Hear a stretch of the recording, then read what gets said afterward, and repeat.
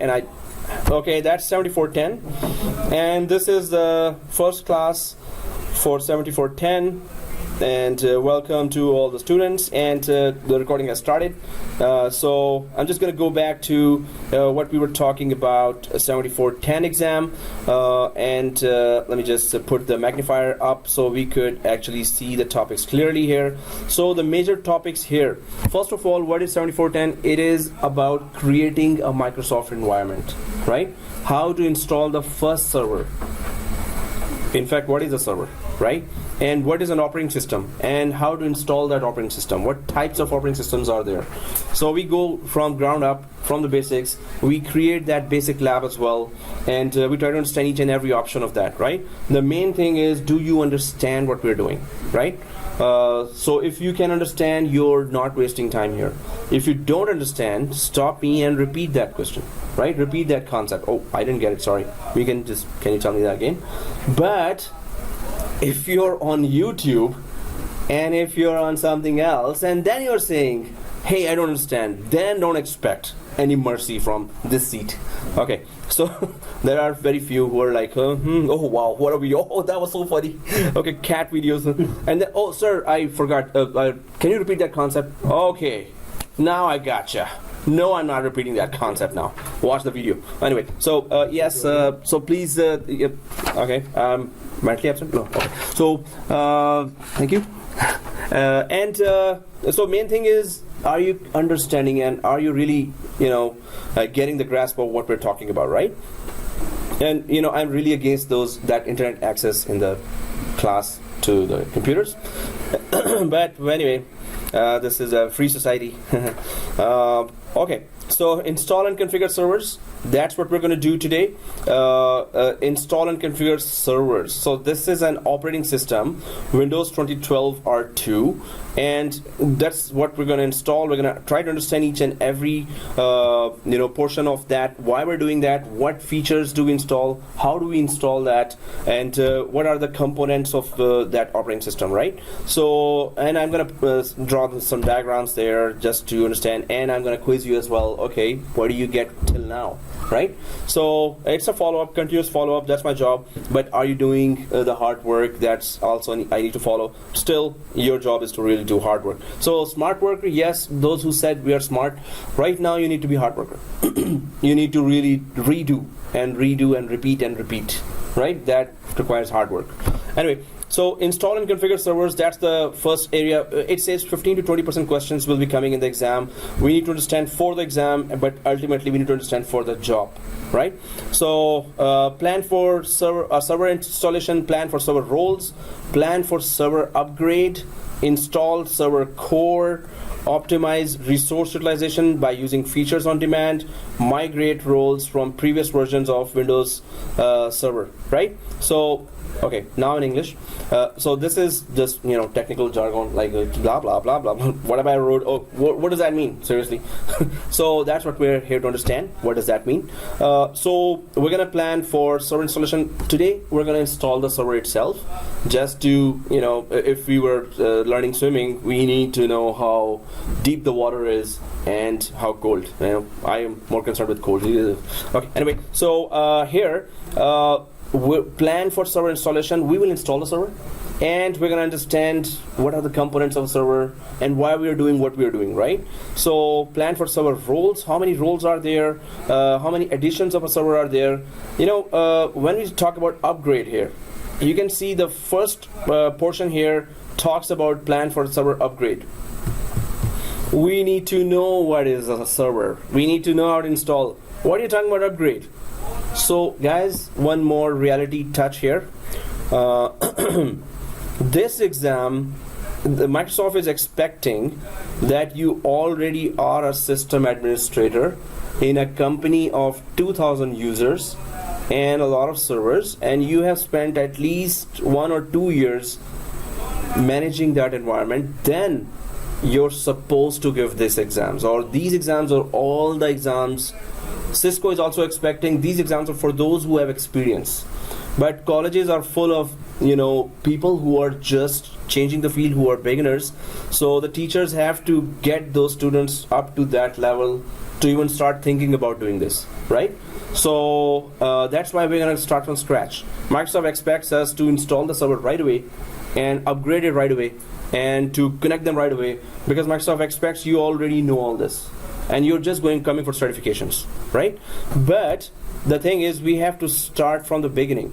So if it expects the upgrade on the first topic here, we're going to do that in the last days, when we are really comfortable with installing server and removing servers and all the roles and features of a server. Then we're going to do the upgrade at the end. So we're not going to go like with this, I'm going to go with your speed and your understanding, but always I go for what are the logical next steps, what should be the logical next steps. So that's how I'm going to go, right? I know that many of us are beginners or starting only, so I'm going to go that way. I'm going to go slow. I want to make sure you're understanding. Are we on the same page? If we're not on the same page, you're like, teach what you're talking about. So no, you have to understand everything, each topic, each step. You have to understand. So we're going to go slow, then we're going to go faster, right? So it's on your speed as well. So that's why I'm going to quiz you. I'm going to throw questions at you just to get the idea. Oh, are you with me? Are you in the class or not? Are you really getting what we're talking about here? 7410. It's gonna be, many students say that, hey, 7410, sir, I was nodding, I was even able to answer your questions, but I didn't have a full grasp of what's going on, right? It's natural, because you just started that. So by 7411, I started understanding the whole thing. By 7412, I was really comfortable with everything, right? So 7410, don't expect to be a genius on Windows 2012 and all the networking right away. So we do the exam after taking the last course or after finishing the first one? After finishing the first one. Some people have already done that and haven't done the course yet. But better after finishing the course is the best approach, because your knowledge is fresh. But many students miss that target, because the next course 411 will start right away after that. So the best thing is, by the end of the course, start preparing. And at the end, give the exam. Like, give it then and there, right away. Many students already give it during the course, because you know what? Pause. Resuming, guys. So it's like Microsoft is expecting that it will be all the experienced administrators that are giving the course. No, it's not the case, Microsoft. Come on. Okay. So anyway, configure servers. We're gonna install servers. We should be starting very soon now. And then configure servers. We're going to go for configure server core, delegate administration, add and remove features in offline images. They talk about images. We have to do that. This is actually a topic of 411. Deploy roles on remote servers. Anyone knows what is server core, first of all? Any idea, any guess? So server core is? When we're doing the setting for the other one, he said don't choose core, choose the server. Because? Because I forgot the reason. Okay, that's a good reason. Huh? I thought you were giving the reason. So yes, it is. Yes, we are not supposed to choose that, but we're going to install that in this course. And server core. So there is a graphical interface. Click, click, click by mouse. Click, click, click, click. And then the server core is command, command, command. You have to type what you click in graphical interface. In server core, you have to give the commands for that. That's more difficult. It's good to know. We're going to do that just to understand that. In production environments, we used to use that a lot in the bank where I was. So we used to use this or install that server core a lot as well, just to save some memory, some hard disk space, and some processing. And then we used to install on top of that some big applications there, right? So server core is all command prompt. You need to give commands to tell it what to do, right? Server core. And upgrade, of course, if you have older Windows servers like Windows 2003, Windows 2008, and you need to upgrade from there, then you go for Mr. Distractor. Yes, sir. Just here to interrupt. Yeah, Mr. Interrupter. Okay, sorry. Okay, yeah. Oh, what? God. Okay, so let's keep going. There's upgrade from older Windows, which is Windows 2003, Windows 2008 to Windows 2012. We're going to do that. Then there's a migration migrate roles from previous versions as well. So there's an upgrade, there's a migrate, right? But these are the topics when we are, confident enough in this operating system. So at the end of this course, we will be doing that, right? And it's kind of a long lab as well. Then resource utilization is just monitoring. Monitoring is all about keeping your job. Wow. How is this related? Resource utilization, optimize resource utilization. How do we optimize or make the resources available fast and secure? So when it comes to monitoring, although that's another topic coming as well, this means you're keeping an eye on your 50 servers. Maybe when you join as a system administrator, they give you 10 servers for the first 6 months, and whatever those servers are doing, whatever's going on those servers, hundreds of users are connecting every day. When the server goes down, you keep it up, put it back up again. So then they start giving you bigger responsibilities. Some administrators are handling like 500 servers globally across the many branches in many countries, right? So some administrators are, even top administrators, all 2,000 servers, 3,000 servers they're responsible for. Then they have junior admins there. So the thing is that if you're monitoring your environment and what are the tools to monitor, you need to master those tools, you need to understand those tools as well. That keeps the job running. If you're not monitoring, of course, you don't. Sometimes there's a warning that server is about to crash. Sometimes if you're not monitoring using the right tools, you will never know and it crashes. And in big organizations, investigations always happen after the crash happened, and you in 5 seconds you put that server back up and running, and also employees are good, but maybe you missed the warning, you were not proactive, so you only reacted to when the crash happened. But if you had been proactive by looking at all the alerts that were coming, that you would have saved that server from crashing altogether. So the thing is, you need to keep your eyes, you need to know those tools that help you keep your eyes on your environment, right? So configure servers here, configure server core. Again, how to configure server core from command prompt. Delegate administration. Delegate means you got junior admins, you're the senior administrator now, so you got junior admins. Junior admins are always the most dangerous species. Okay. So I used to be junior admin, and junior admins always want to know, hey, I want to touch this. Hey, what does I learned that in the lab, and now I want to do that in the production environment. So click. Okay, it crashed.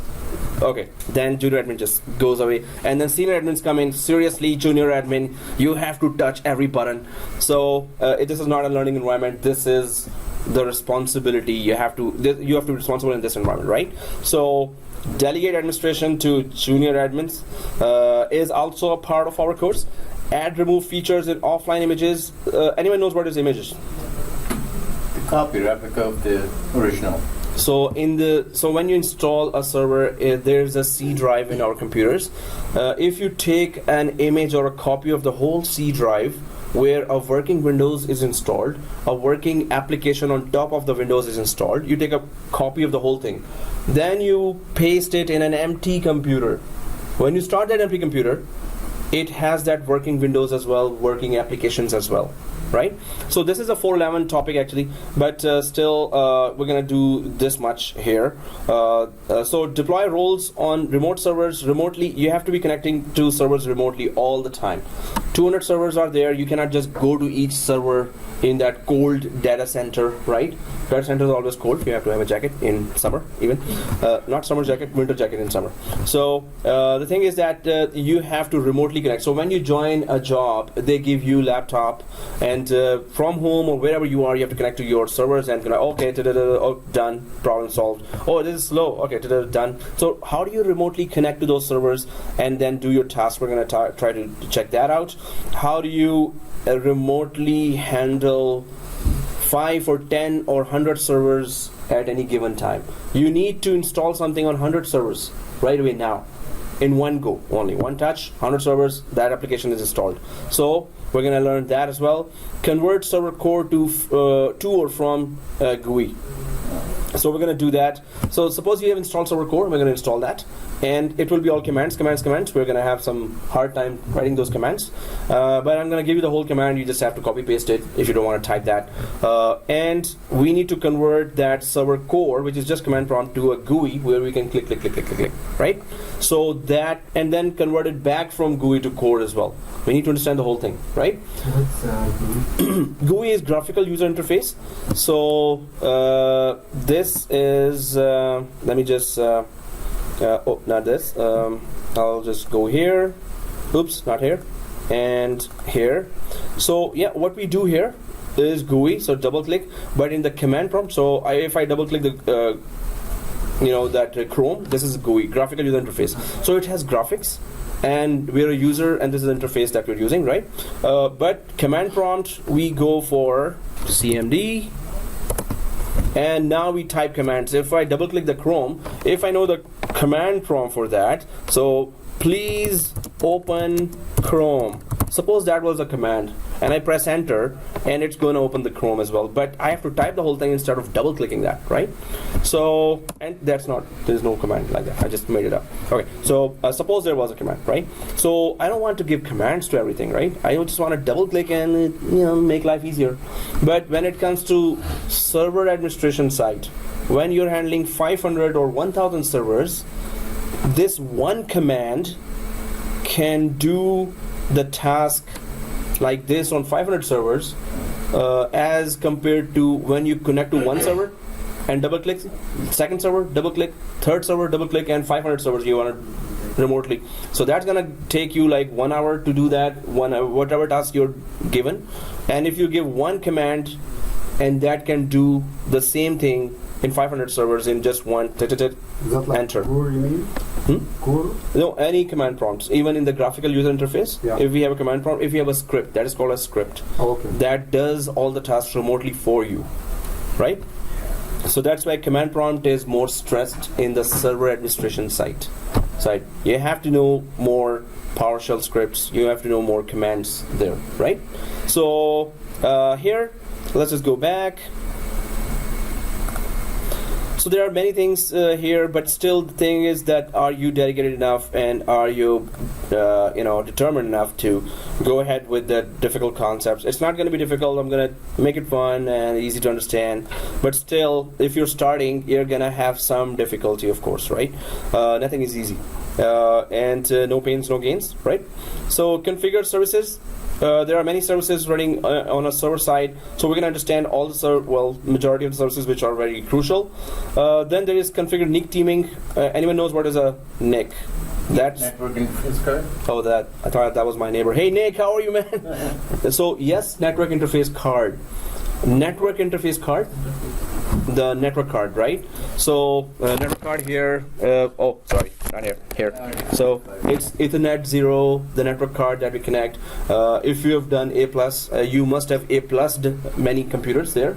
A plussing means that take out this. Oh, this is that. That's called A plussing a computer. So okay, you didn't get the joke. Anyway, so configure NIC teaming, network interface card. Our computers are connected to network. And if they're not connected, this course doesn't exist then, right? They have to be connected to the network to use all the features over the network. While sitting here, you can use that feature, that printer, that file server, this file server, that file server. You don't have to go there to do that if you are networked, right? So network interface card makes it happen. So install and configure Windows PowerShell. Now this PowerShell is rightly said as power and shell. So it is a command prompt here that we're going to use that inside the server. Maybe PowerShell is inside. Oh, there you go. PowerShell. Yay. So this is PowerShell here, right? And that's it. That's PowerShell. But what makes it very powerful, what you can do in 2 hours, 3 hours, you can do it in few seconds in PowerShell.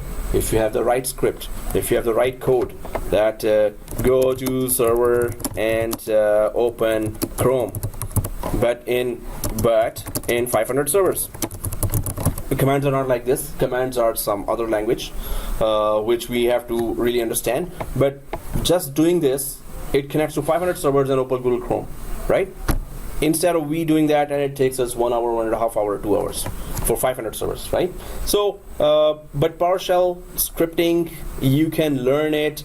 I can give you books. There are videos to do that as well. This is an effort, but we're gonna still use PowerShell for many things. PowerShell is a separate course as well. Yeah. To memorize those scripts, I mean, there will be like. We have to learn actually. Yeah, there's a.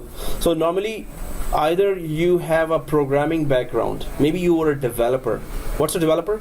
Who creates applications, who create codes, right? And then those applications are created. The whole thing, software thing, is a code that some developer has created, some thousands of developers. So if we don't have that background, I don't have a developer background, right? But I had to run a lot of scripts in the production environment, in the companies, right? So then there are ready-made scripts there, but you still have to understand some basics of PowerShell to convert those scripts to your use, customize those scripts to your environment, to be used in your environment, right? So we will try to learn that much basic PowerShell, but recommended is try to learn PowerShell on advanced level, at least not medium to advanced level. So there are books there. I'm going to give you the books, and you can also get some free videos on PowerShell, beginner videos. If you just put in Google PowerShell beginners, for beginners, you're going to see some very cool sites that takes you from really, baby steps up to the medium and advanced levels, right? 3D school. Oh yeah, 3D schools? Yeah, there was some, that's right, something school, W3 schools. W3 schools, yeah. That's a very good, very good site. You're right about that. Thank you for that. So there is a website called w3schools.com. So W3 Schools, every coding language you want to learn, it's so easy. They go with very beginner steps. W3 and the word schools, one word only. W3schools.com. Perfect, man. For any scripting language, for any other, W3schools.com. If you go to the website, all kinds of information on the left side. Choose which one you want to. Yeah. Very good site. Very good. That's a very good thing. Thank you for doing that. All languages, PowerShell scripts. Normally, it's for developers. Web designers, developers, exactly. I'm a designer as well. Okay, that's. Okay, then we can talk. Huh? HTML, Java, JavaScript. Nice, man. Yeah. Perfect. So W3 Schools is a very good website. Other than that, because I've been also taking help for learning some of the PowerShell portions that I was really confused about before. So that really gives us with examples. Okay, this is the first step. There's a second step. There's a third step. That's what we need, right? So anyway, we're going to use that PowerShell here as well in our course. Then there's that configure local storage. Now storage has become a very big topic now.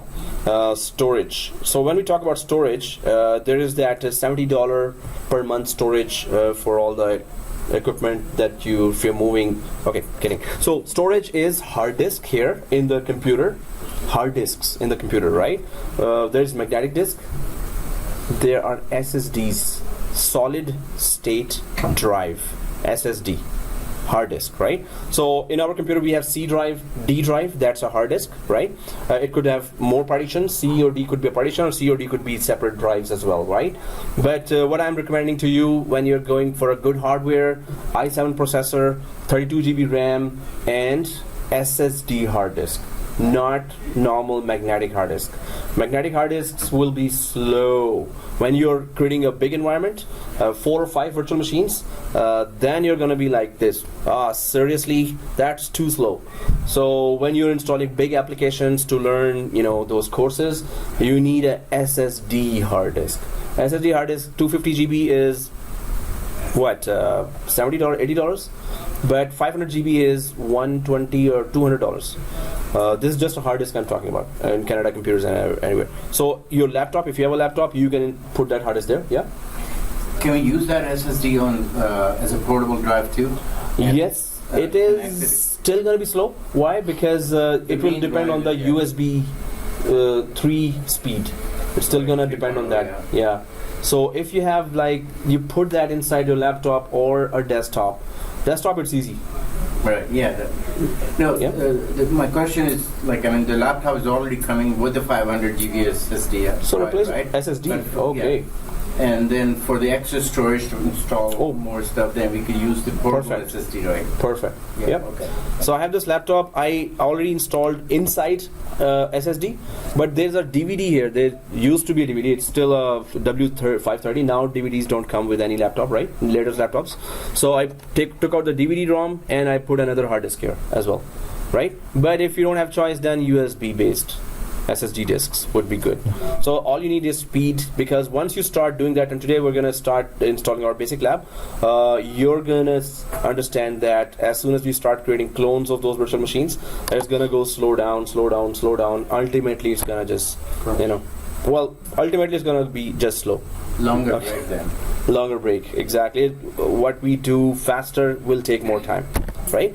So storage, local storage, Microsoft has introduced many technologies in storage that if you have slower disks and if you have faster disks, still you can work perfectly on those disks, right? So a combination of slower and faster disks can still work in a production environment where hundreds of users are connecting to your servers and they are opening and closing files there. If there are hundreds of users, this means you need good RAM, good hard disk. When it comes to hard disk, it has to be SSD. In our environment, one SSD was like $18,000. One SSD disk for a SAN, storage area network. So it could be very, very expensive as well in a production environment, right? In our environment, we have end users, client machines, so we could just go for those SSDs in the market. So whenever, on every Boxing Day, I just try to buy at least one 500 GB SSD or 1 terabyte SSD, if possible, because then 1 terabyte SSD is like really expensive, $500-600. But of course, this is something we need to plan, right? These machines are powerful enough. If you don't have a high-end machine now, at least plan for it, right? But use these machines and spend your time here then and repeat all the labs, right? So okay, there's that storage related all the topics here. There's MBR, there's GUID, there's GPT. We're going to go in depth with those. If I start explaining now, we're not going to understand it anyway, but even brief introduction will confuse you, right? So we're going to go in depth with those topics of VHDs, MBR, GUID, and GPT, and then what are storage pools and disk pools here. And summer is coming anyway, so pools will be very, we're going to be using that anyway. Oh, okay. So let's just go ahead. There are more topics here. Configure server roles and features. Then there is configure file and shared access. So network, we have to share, we have to create shared folders and share files with each other. So how do we do that? And what are the securities we have to implement there, right? What are NTFS permissions there? And what are shared permissions there? And how to configure a shared folder. So if you want, if you don't want to use USB and your friend says, hey, I need that movie, come on. So you just create a shared folder in your laptop and then, hey, I shared it. So the friend asks, hey, how do I get it from your laptop without coming there? So then you say that, okay, just go to run here in the Windows and type / and IP address of my laptop, and there you go. The shared folder is available. Just copy from there to your computer, right? So how do we do that? We're going to understand that. Then there is a very cool feature called work folders.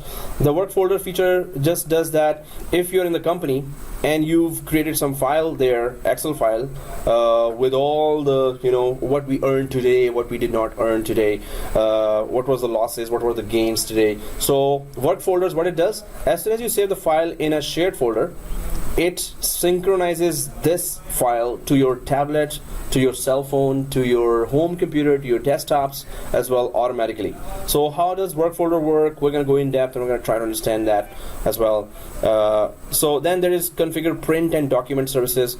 Printing is, so when you join the job as level 1 desktop support, level 3 is what you should be looking at, level 2 and level 3 if you're doing advanced courses. Level 1 is if you have never had a experience in this field, go for level 1 desktop support. Desktop supports are those people who the clients say, hey, my computer is slow. Okay, I cannot print. Oh, I cannot email. My internet is not opening. So you go to that machine and you fix that problem. If you cannot fix, you escalate that by calling to level 2 support. Level 2 have access to some of the servers. If level 2 cannot solve it, level 2 support goes to level 3.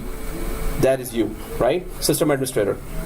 Then you solve the problem from the server side. Maybe client side, they tried, it does not happen. So the problem is escalated to level 3, level 4, level 5 then. Level 4, 5 are like, whoa. We're thinking about Rogers now. Calling Rogers. Calling Rogers, exactly, for the support and fix the issue. Exactly. Some students just got the job in Rogers as level 1 desktop support, but they had no experience in the field before, so that's very good. After doing these courses and doing all the labs, they are now feeling easy. So if this is just you enter the field, then you go up, right? Because you have that experience. So document and print settings, of course. How do you enterprise print management? This is something. So you have to suppose your company has 200 printers, color printers and big printers, 4-in-1 printers, 5-in-1 printers, 4-in-1, fax, scanning, printing, photocopying, and keep on adding more features like create a burger, and also there should be a vending machine inside, 10-in-1, right? And a cake piece also come out. Okay, anyway. So how do you configure those servers in a Windows environment? So configure drivers for that. Anyone know what's a driver? Yeah, it's a software to run the operate the machine. Yeah, so it's a software that runs the hardware. The driver, sound driver, for sound card, network drivers for network card. It used to be a big issue in older times. Now it's like they installed in the background. So configure print pooling. Pool is again coming, right? So configure print priorities and configure printer permissions. So all about printers we're going to talk about. We're going to do that here. We don't have enough printers here, but we're going to still install that code there just to understand what is the printing support we're going to do, right? So configure servers for remote management. Again, you will not be going to each server, you will remotely access. So you should be a remote hero, right? Remote hero. I just came up with that term. So anyway, you're going to remotely connect to hundreds of servers and try to do those tasks, and that's what they were going to pay you. Hey, connect to this server. 5 servers are not, users are complaining that servers are slow, so you have to remotely connect to them from home or from within your office, from another computer remotely, right? So there are many ways to remotely connect to a server, many ways. So there are ways in the command prompt, and then there are ways in the graphical user interface or GUI. So we're going to know all that. What is Windows Firewall? We're going to know that too. What is firewall? Anyone knows? Wall of fire? Yeah, firewall is just the equipment or device that monitors the traffic coming in and out for the viruses and spyware, malware. Yeah, so it's a protector? Yeah, it's a protection. Virus with your computer. So firewall is not for viruses, but it's protecting you from attacks from the hackers. Antivirus is an application for viruses, right? Unauthorized person to go through. Unauthorized person. So if it's an unauthorized entry, if someone is trying to do that, you can protect from firewall. That you can open only those ports of the applications that are using that, and all other ports can be blocked from firewall. So it's just like a security guard outside. There's a firewall for each system, and then the whole network you have to implement that, right? So, but the firewall is also very important when you're remotely connecting. If the firewall is on and you cannot connect to the machine, and you don't know how to work around that to actually connect the machine and do your job, then of course the manager will be really scratching his head. Hacker. Yeah. Exactly. Work around, or properly. When we want any application to go through firewall, we have to just add exceptions. So exceptions, we're going to understand that as well, and then manage non-joined servers as well. So there's a non-domain joined. We're going to understand the topic of what is a domain, what is a forest, what is a site, what is all the branches, how do they work. So we're going to try to understand the basic concepts there. So let's go ahead. Hyper-V. Now that's gonna we're gonna all go hyper, so that's hence Hyper-V. No, we're not going to go Hyper. So we're okay, right? So this is virtualization solution from Microsoft. In a job environment, you're going to hear that a lot. Hey, do you know virtualization? Did you work on virtual machines before? Do you know what is Hyper-V? Do you know what is VMware? Do you know what is Citrix Zen Server? So virtual machines, anyone can tell me a basic concept of virtualization? What is virtualization? It's just to save the resources, just using less hardware and have more machines or operating system available. Okay, that's good. Yes, exactly. So, Working remotely? Well, remotely something else. Virtualization is, let me borrow some servers here, or I'll just go to the VMware diagram here. VMware diagrams. And these are, that's how the servers look like.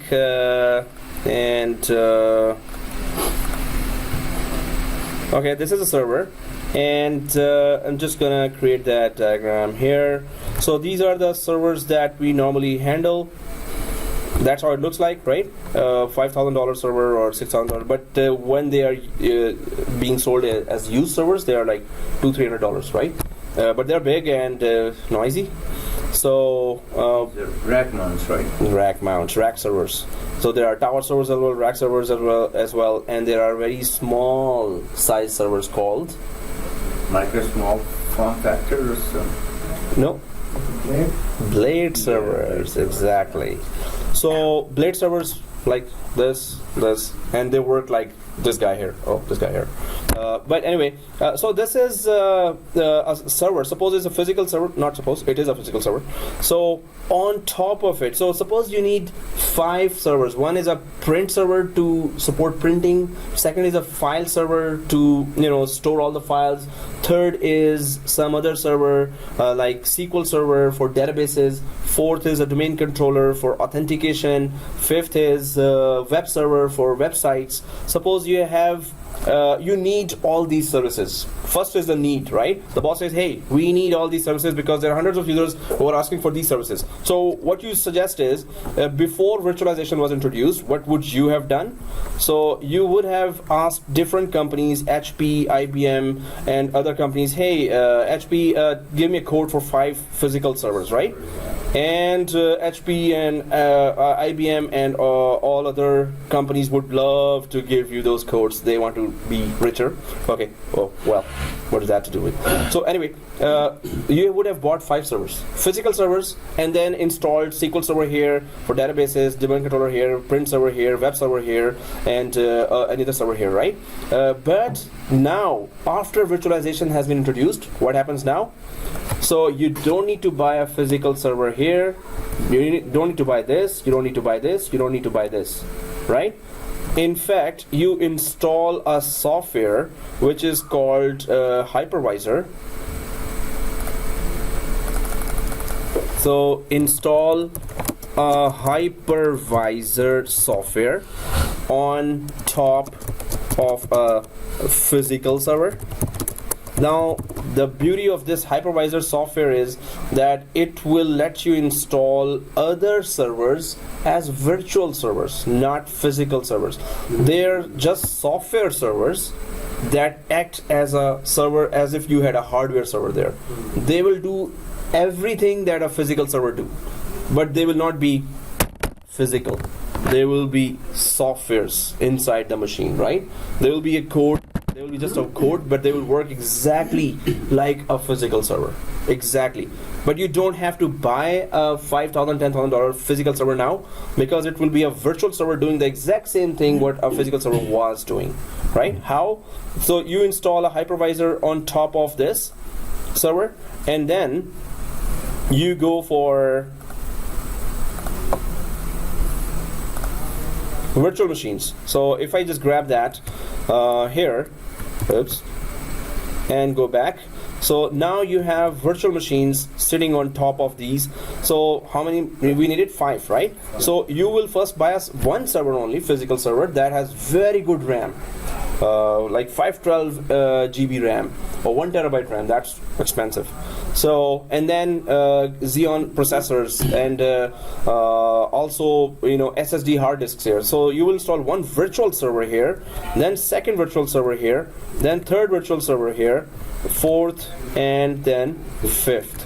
So all these virtual servers then you can install here domain controller, DC, and then install here SQL Server, and then install here. So what you gained from this process, you saved a lot of money.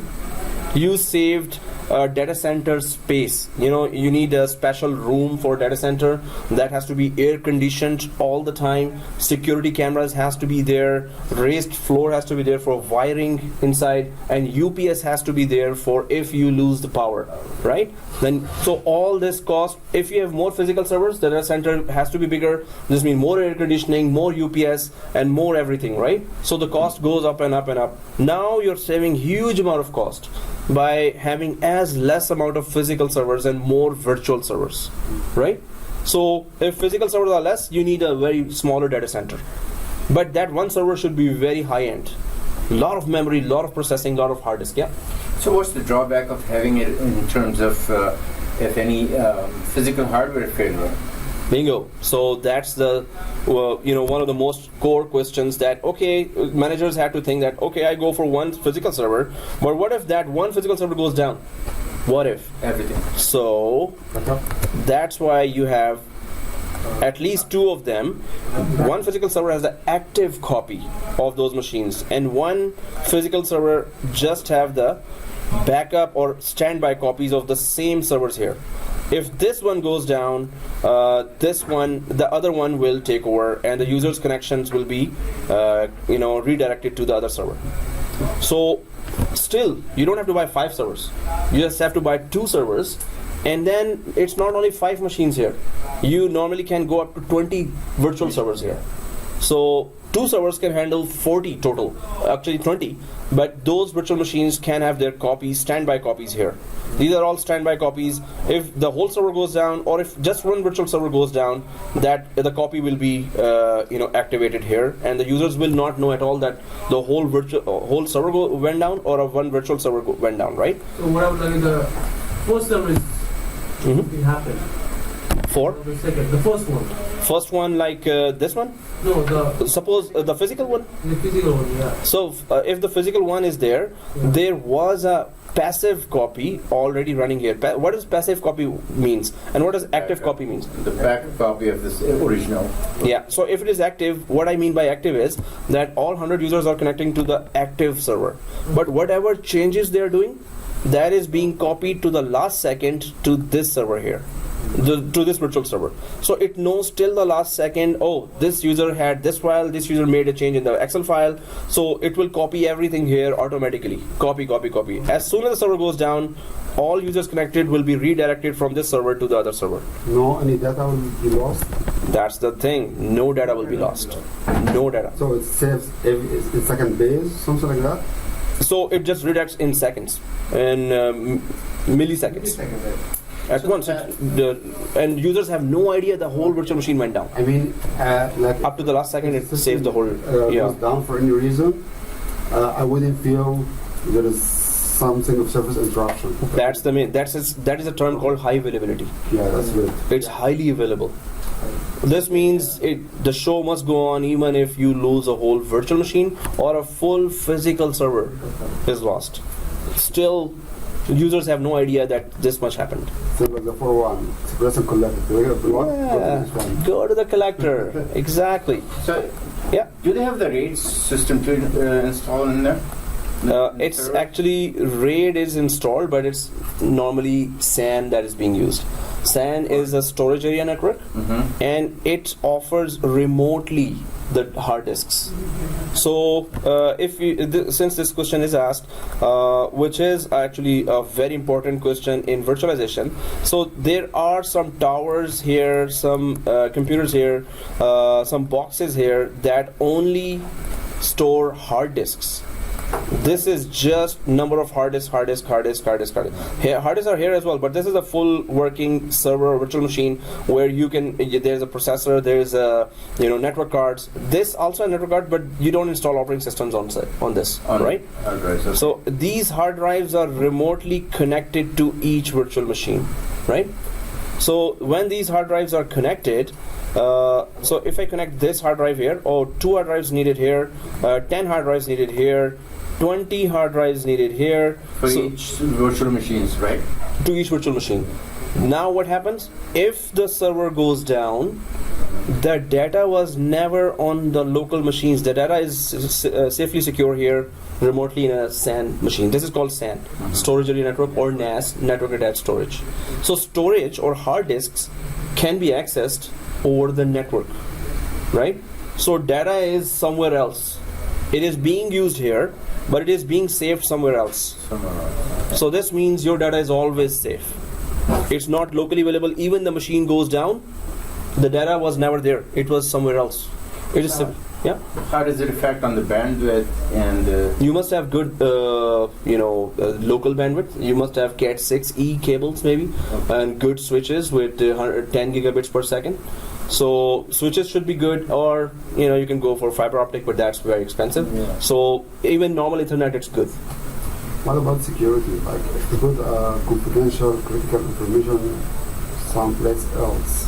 Well, you have to secure that place as well, because you cannot have everything in your local campus or physical area site. So wherever you're doing that, that has to be definitely very secure. And whatever data is traveling, it has to be encrypted. So it has to be secure as well. So I mean, if it's stored in the server somewhere else, anywhere, yeah, it's 100% secure. Yeah. For our, where I was doing the job in a, okay, I can resume that. So wherever I was doing the job in a bank, all the data was being secured, saved in another remote archive in US. The bank is here, and they were saving everything in US. Over the network, everything was being transferred there. But that data center had a reputation for security. So it's the trust. How much you trust the guys who, and do they have reputation for that? Yeah, like I heard a few years ago, RBC data was hacked, and someone had access to this number of clients. Yeah, that can happen to anyone, anytime, anyone. We can only make sure ourselves. Doesn't matter if it's it could be an internal employee. Remotely, Yeah, doesn't matter. Doesn't matter. If you're locally here, still somebody can hack you. Locally, everything is there in the building. Still, someone can hack you. So it's about hacker can go anywhere, right? Those who create the system, That's good, they're good. yeah, if they're good, those who create the system are the ones that Best turn. hackers. They are the best hackers. So they know inside out of the whole system, right? So yes, disks are saved remotely, but this is just a basic introduction or brief discussion about the whole environments of today, right? We're gonna start creating all these step by step, separately. Understand one thing, then connect the other thing and understand that thing as well. Then connect the third thing and understand that thing as well. So we're gonna go step by step, really slow, right? Then we're gonna go fast according to your speed, of understanding, right? So here, virtualization. Do we understand the concept of virtualization now? Yep. Are you recording now? Or? Always remind me. Thank you very much. Yes, I'm recording. Sometimes, guys, I forget and I am like blah blah blah blah blah. After 1 hour, I was not recording. Seriously. So, but that cannot be undone. So when I start recording, I just then give brief points of what I said in last 1 hour. So please remind me whenever you think, oh, are we recording? So I always double check that. Definitely. Thank you. So guys, here the virtualization concept. Anyone? Virtualization. What is virtualization? You don't need physical servers, and you can use one physical server's resources to the full by installing virtual servers. So physical servers are less needed, and you save the company's cost. Companies will love you if you save their money, right? So any solution you give to the company that saves their money, they will really like you to be there longer, right? So that's why virtualization, every company you will see virtualization is there. Either so there are virtualization solutions from VMware. VMware is a company name, right? Yeah. And VMware offers their own virtualization solution. They are more reliable. You will find VMware in majority of the companies. But now Hyper-V, which is Microsoft virtualization solution, so that is also being asked a lot in the interview. Why? VMware is expensive, Microsoft is cheaper. And Microsoft is nearly going there offering the same solutions what VMware is offering in their product, right? But you must know VMware still, because it still has the greatest market share. So if you know VMware, you will know my Hyper-V better, easily, right? Although we're going to go with Hyper-V here in 7410 and 412 course. In 412, we're going to go in depth with bigger concepts of Hyper-V, but 410, we're going to also do some, what is Hyper-V and how do we implement it in depth. We're going to go there. So this is virtualization, and we're going to be working right now today on virtualization as well. There are two types of hypervisors. When I say hypervisor, it's a software that we install on top of a physical server, and the only purpose of this software code, hypervisor is, the only purpose is what? Manage the server. To host virtual machines. That's it. So we need virtual machines to be hosted on somewhere. So we need that software first that understand virtual machine language, right? So that's why we need to install a hypervisor. In our machines, we have a hypervisor already installed, which is called VMware Workstation, right? So a hypervisor is installed on top of a physical server, and the only purpose of hypervisor is to host virtual machines. The only purpose of hypervisor is to host virtual machines, right? So if we go for virtualization, and it's not an if now, we have to go with virtualization. If we want to create all our environments inside one physical laptop or desktop, we need a hypervisor first. So hypervisor will then we can host all the virtual machines, and we're gonna need 2 virtual machines, actually 3 today. So we're gonna start building our environment, and we're gonna understand each and every portion of that. If you need a break of 10 minutes, now is the time. Now we're going to start the whole lab. So right? You can have 10 minutes break? Yep. If you don't want a break, it's okay. We can continue. Ah, man. Okay. Okay, pausing. Okay, so here, I found the other slide. So here, let's just go ahead, and I just wanted to clarify one more thing here. We went through all this, key to success and other thing. Now, memberships, there is that Netplus Online Learning Management System, or LMS. I'm going to be sending you a Google form, and you have to just type or fill in that form. I'm going to add you to the LMS. LMS has all the access to how many days have passed, how many do we have day of video per class, and the PowerPoint slides and the ebook for 7410 will be there. So you can download the whole thing and access that video from there as well. Second thing is, not Telegram. We're going to create a WhatsApp group as well. Suppose you're doing the lab at home and you're stuck. So you could just put that picture there. Okay, I'm getting this error, and put it on the group. Someone else will be there to see. We will all be seeing that, right? Whoever has time, or whenever I have time, I'm going to tell, no, do this, don't do this. So we can just talk together about any topic.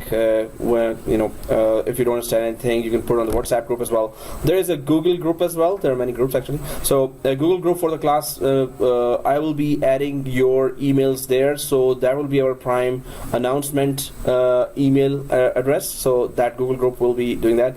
So guys, one thing here I need you to do is, oh, that's really an old slide. That's my old number. So guys, take down my number and my email address. And if you have your emails open right now, I need this information that I'm going to send, because I need your information and I need your Gmails. If you don't have a Gmail, you may have Hotmail, Yahoo. Create a Gmail account and give it to me, right? So let me just change this information: 647-554-9446. If you already have WhatsApp, you can add me there, so I can easily add you to the group. Guys, what I need you to do is that. Repeat your phone number because I can't see it from here. Oh, okay. 7554-9446. Yeah, 647-554-9446. Yep. As I said, so at 22Feb. And the email. And I'm just gonna put the email here. Guys, before you send an email, just let me finish this. So because today I'm gonna make that group. So my email is itguyme. Yeah, it's kind of weird. At gmail.com. So this is my email address. What I need you to do is open your email address, preferably Gmail. If you don't have, create one. So in the subject, first of all, this is my email address: itguyme@gmail.com. Open your emails and please put in the subject line today's 70-410 and 22Feb 2017. This should be in the subject line. And in the body of the email, you should be writing your full name and of course your Gmail address if you're not emailing me from Gmail for now. Whatever your Gmail address is, or if you have Gmail already, just email from there and mention that, okay, this is my Gmail, so please add me to the Google group. So please, yeah, I need your phone number, your cell phone number.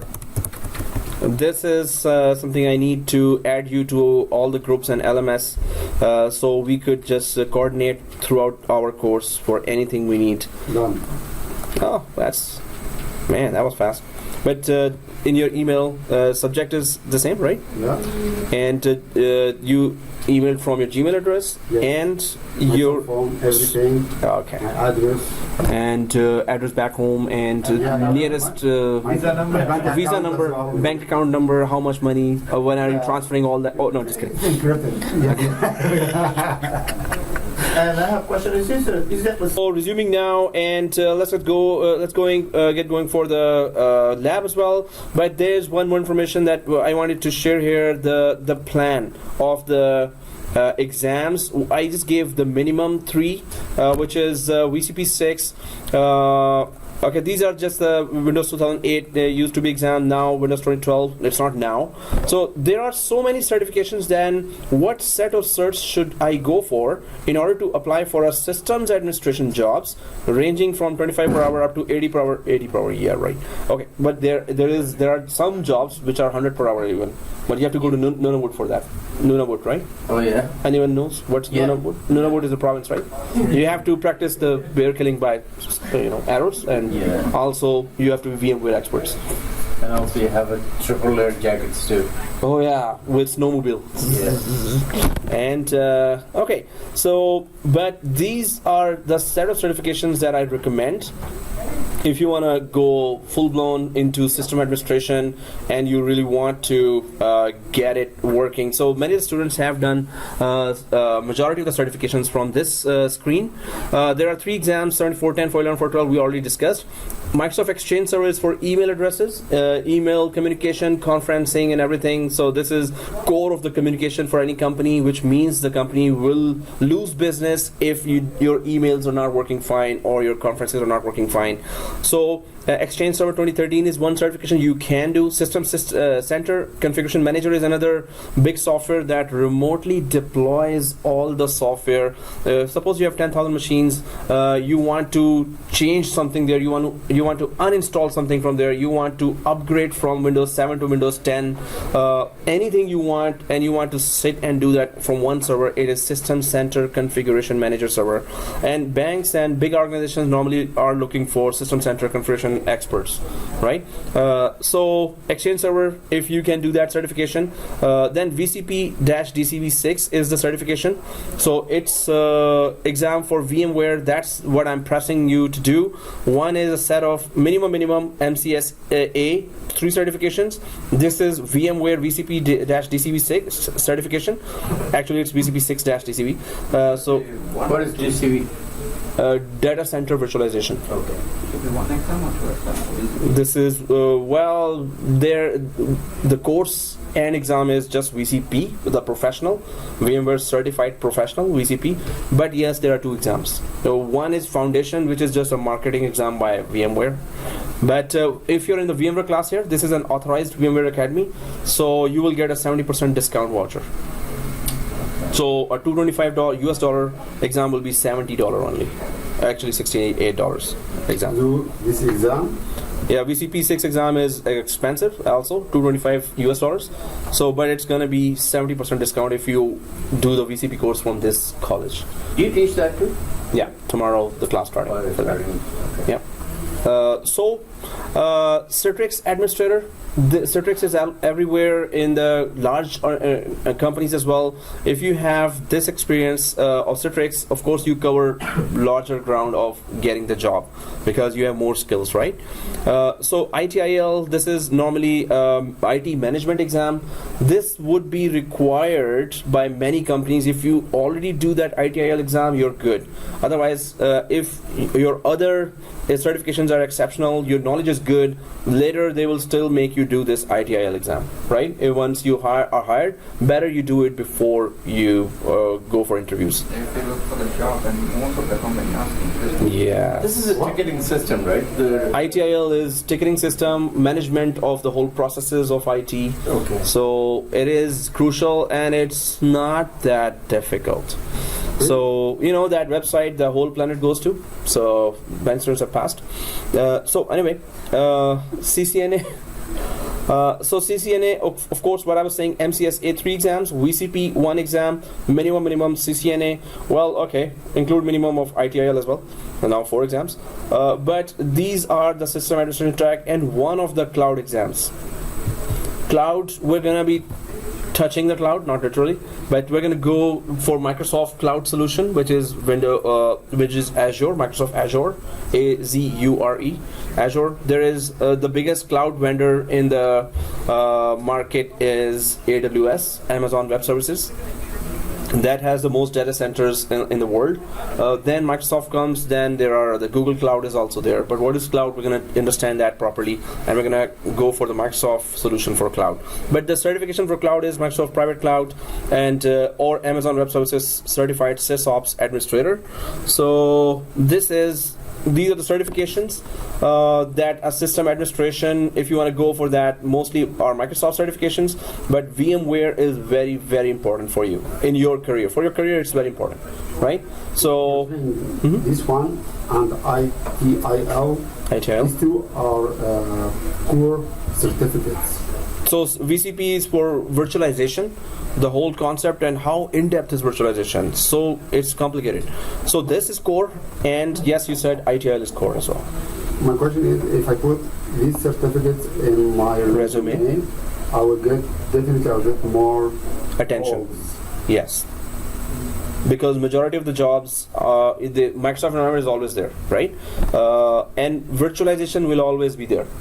So, and ITIL, you have to manage the whole process of, do the management of the whole, VCP environment, Microsoft environment, how the ticketing system is done. So everyone requires that ITIL should be there, right? If you're in IT. And of course, how they are networked together, CCNA tells us. So if CCNA you haven't done routers and switches, you won't know how we are all networked together, not we, machines, right? So, but cloud is a new trend. It's not new anymore, but it's crazily being adopted by majority of the companies. So they might ask you, okay, do you know cloud? Some of the machines are in cloud and some of the machines are here on premises.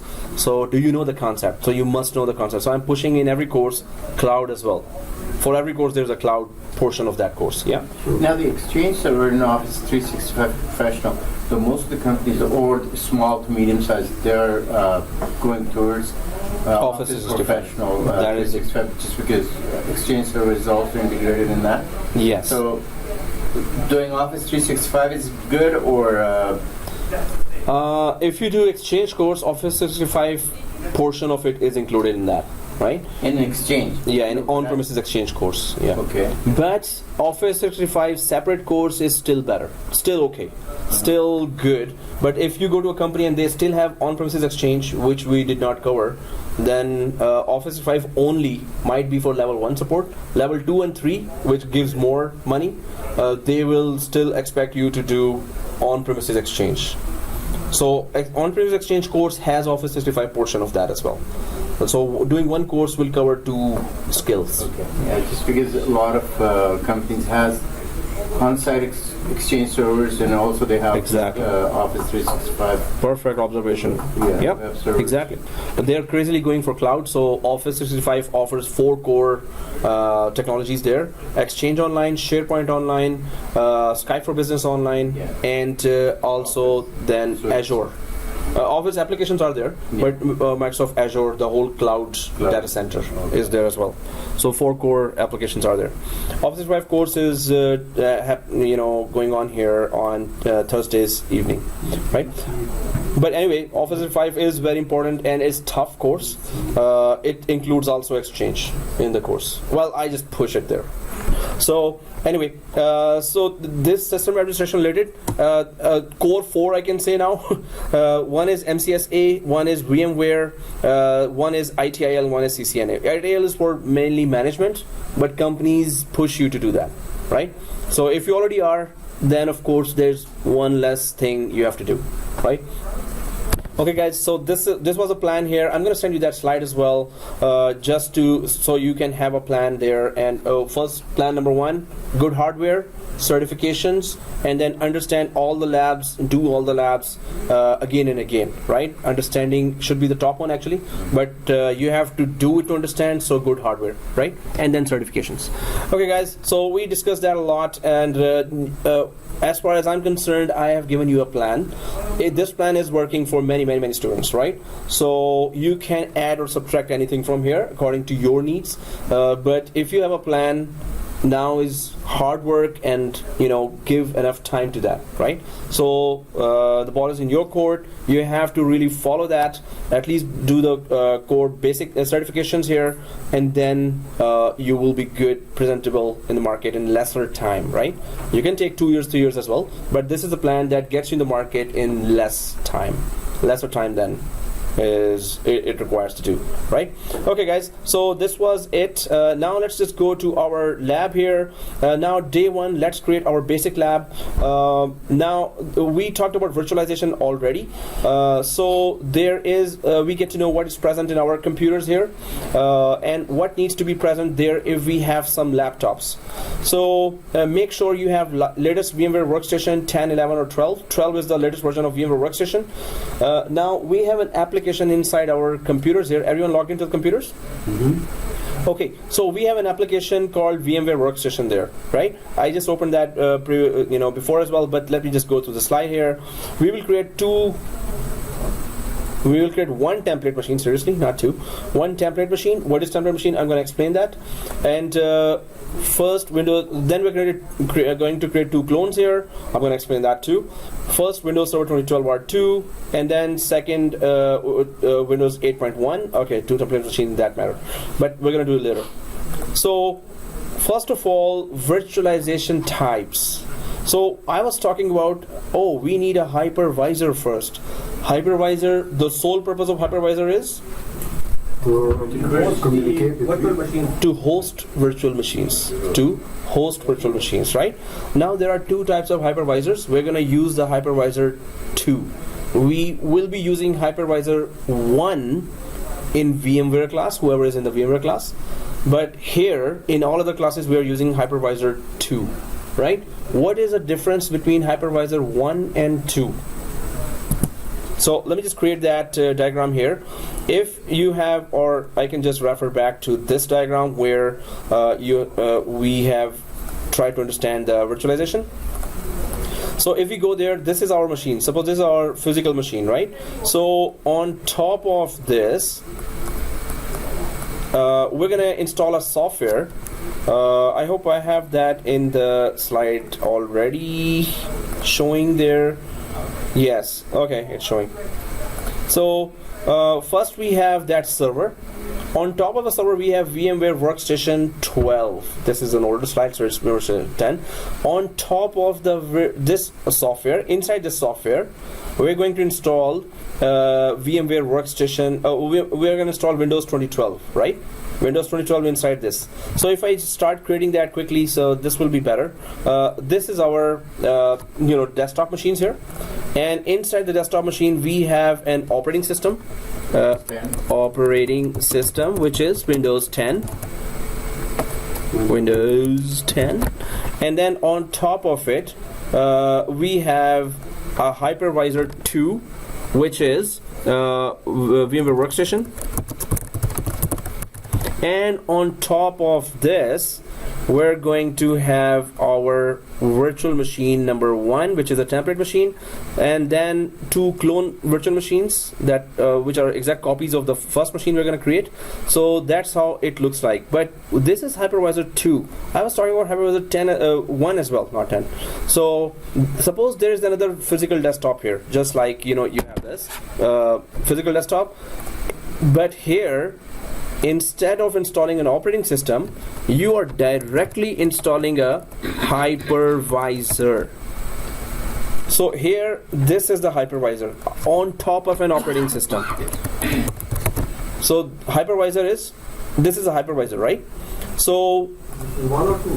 So this is a blank machine, and we're installing hypervisor 2 on that? yes. So here, this is hypervisor 2.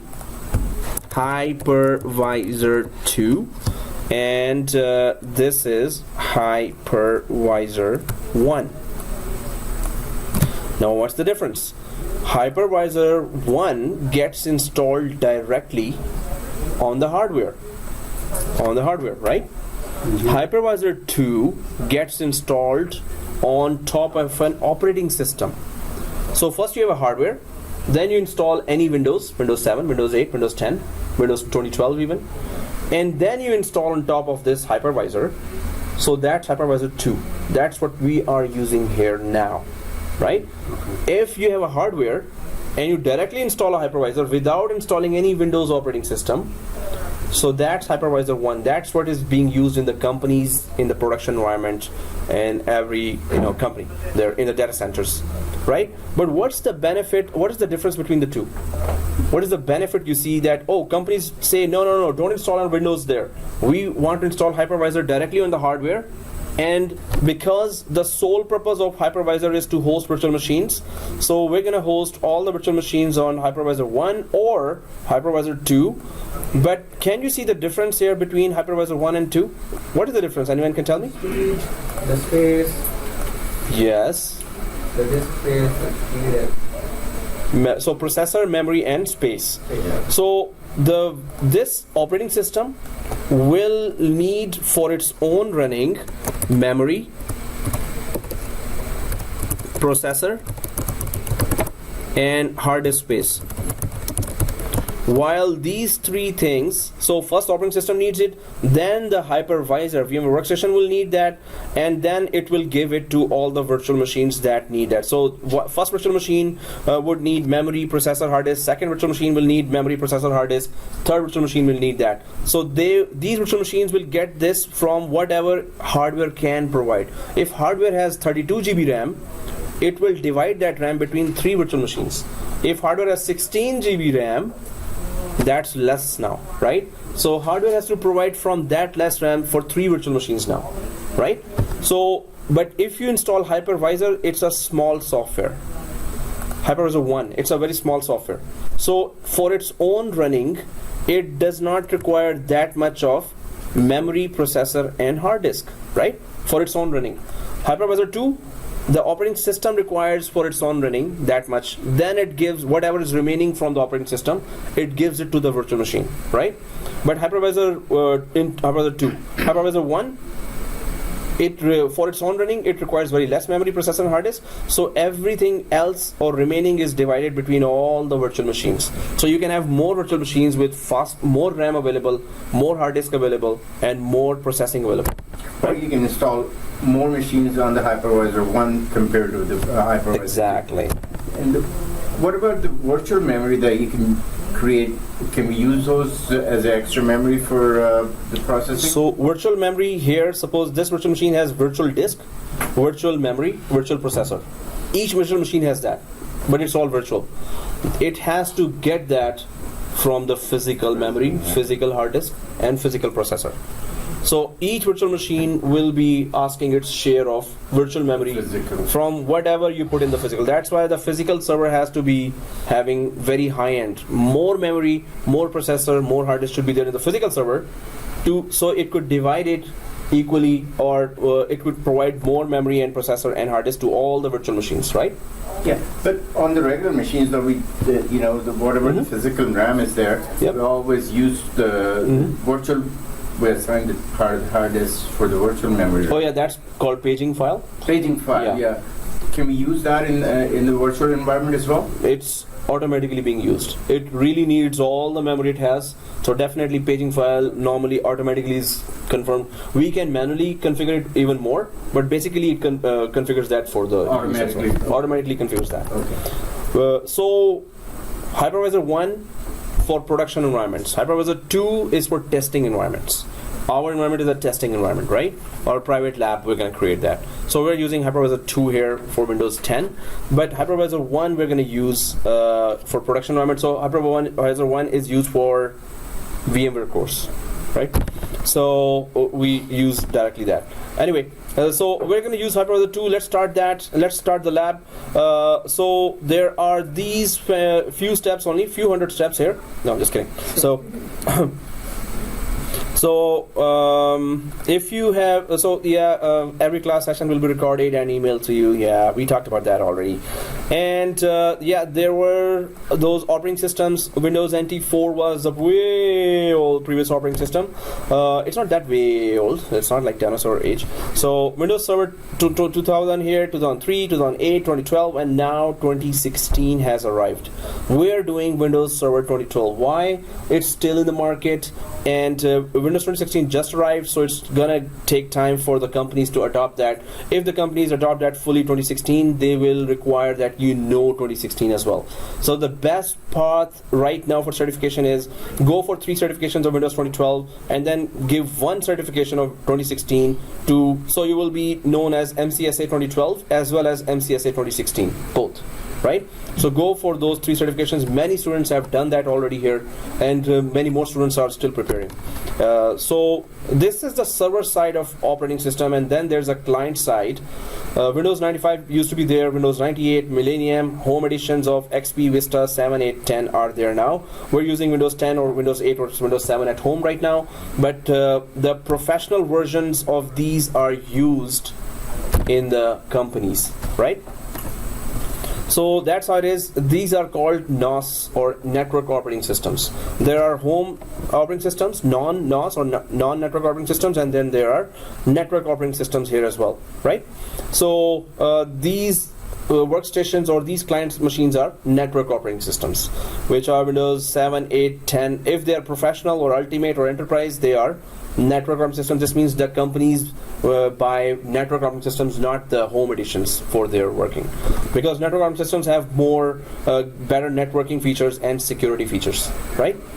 So that's why when you see that new Windows Server has been released, so its client version also gets released, which is, so Windows 2012 was released, so Windows 7 and 8 was released, Windows 2016 is released, so Windows 10 as a client version is released as well. So why does Microsoft release a server version and client version as well? Why not just a server, Windows 2016? Why Microsoft has to improve a client version as well? So the operating system, the client and the server are compatible with each new features. Yeah, exactly. So new features added in server side can be implemented on thousands of clients there in the company, right? Large companies.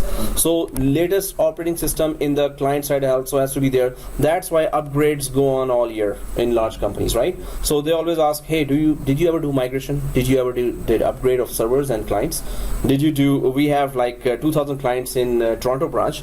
We want you to upgrade that. So do you know SCCM for that? System Center Operations Configuration Manager? Or there are many other software as well. So the more software skills you have, the more you can say yes, and they will test you on that yes. But of course, there's always a training there.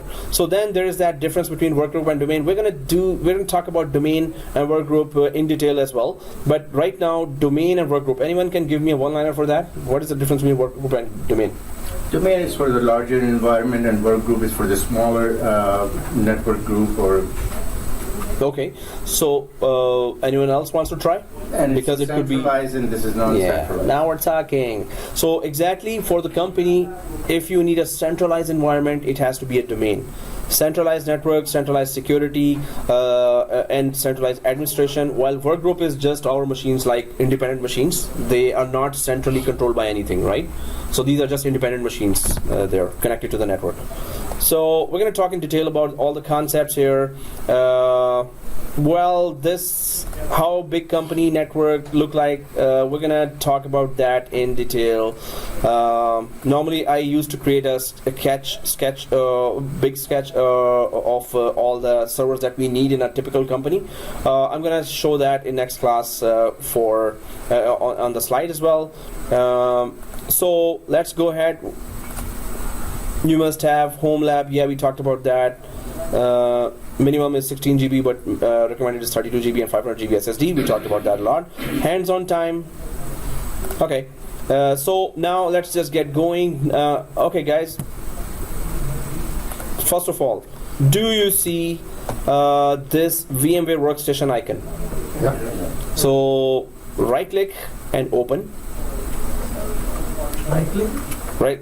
Double-click or right-click and open. But double-click sometimes, two of these applications open and then we're confused which one is what. So right click and open is a proper way.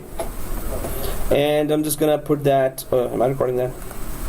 Yes, okay. So I'll put it 200, okay. So first of all, VMware Workstation, everyone opened that? Yeah. Okay, and so this, okay, not this line. So once you're working on a lot of networks, you will see that then. So everyone should see this screen, home, and create new virtual machine. Everyone sees that? Yeah. Okay. So click the create new virtual machine. This is install the... Sorry? Yeah, it is to install. So guys, what is our plan right now? Our plan is that we're going to create a template machine here. Many students, some of the students here have done that already in other courses as well. Day one is always create your environment, basic environment, right? And we need to understand our basic environment. How did we create that? Because if it gets messy, or if we did any mistake, then we will be able to know that where to fix it, right? So first we're going to create a template machine here like this, and then we're going to create 2 clone machines of that template machine. So what is a template machine first of all?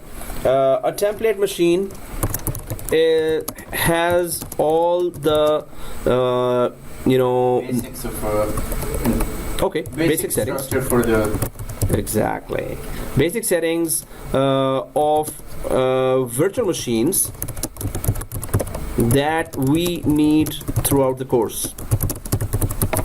So we will make 8 modifications and then shut down this machine forever. 3 times, 4 times, not done. Oh yeah, and if you so when we come down to that, I'm going to explain that exactly. So we will make 8 modifications in the template machine. So those 8 modifications we're going to make in the template machine, and then we're going to shut down that machine. Only purpose of a template machine is to create clones. What is a clone? War of the Clone, maybe you've seen this in Star Wars. So clones are just similar, exact copy of a template machine, right? Exact copy of the template machine. So template machine is, this is a one time we're going to install Windows 2012, and then we're going to configure it in a way that throughout the course we don't have to reconfigure those settings again and again when we need more machines. Suppose I ask you, hey, we need 2 more virtual machines. We already have 2 virtual machines. Now let's create third one. When you create a third one, you don't have to go for those 8 modifications. And what are those? We're gonna do that one by one and understand that as well, what we're doing. So let's create a template machine, and we're not going to use the template machine in the lab. We're going to permanently shut it down forever, right? So we're only going to use it to create clones whenever we need it throughout our course, right? So, but this will be done, this machine will have all the modifications that we need throughout the course, so we don't have to redo that in our other clones that we create, right? I have a question. Let's say I created the virtual machine, the template, and I did a couple of clones, and then I wanted to add more features or modifications to the template. Is that will reflect in the first 2 clones, or I have to do it manually in the first 2 clones? Yeah, if you suppose after 6 months you want to change the template machine and update some more things, then whatever clones after that update will be created will have those newer changes.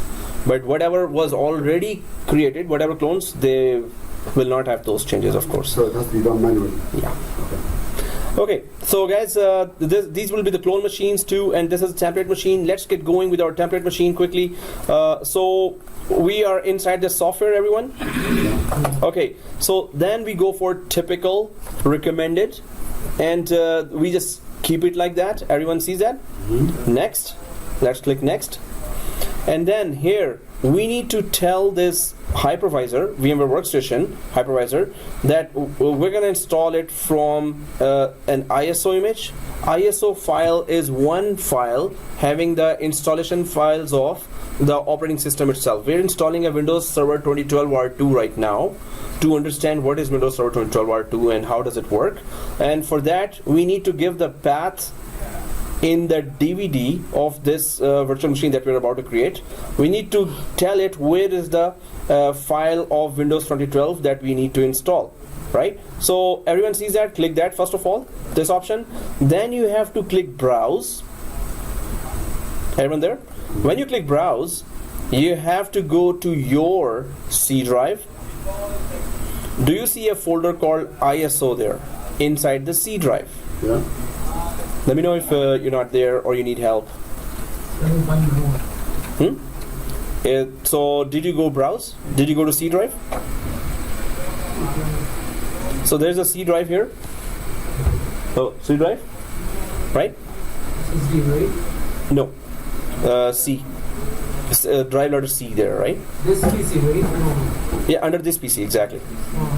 This PC? Okay. Yeah. But the C is not SSD, the D or E is SSD. So under this PC, I hope they're not full as this one. There's my laptop, right? Okay. At least you have 19 today. Hey, yeah, exactly. And you're down to 5. Yeah. So C drive here, guys. So inside C drive, do you see ISO folder? We all see that. When you go inside the ISO folder, okay, this is my laptop. I just created this ISO just to show you that there is an ISO folder in your desktop. In my laptop, it's not there. So then inside ISO, I'm just going to take you quickly to what file are you looking for. So ISO, yep. I don't have that ISO. On SSD drive, I have users.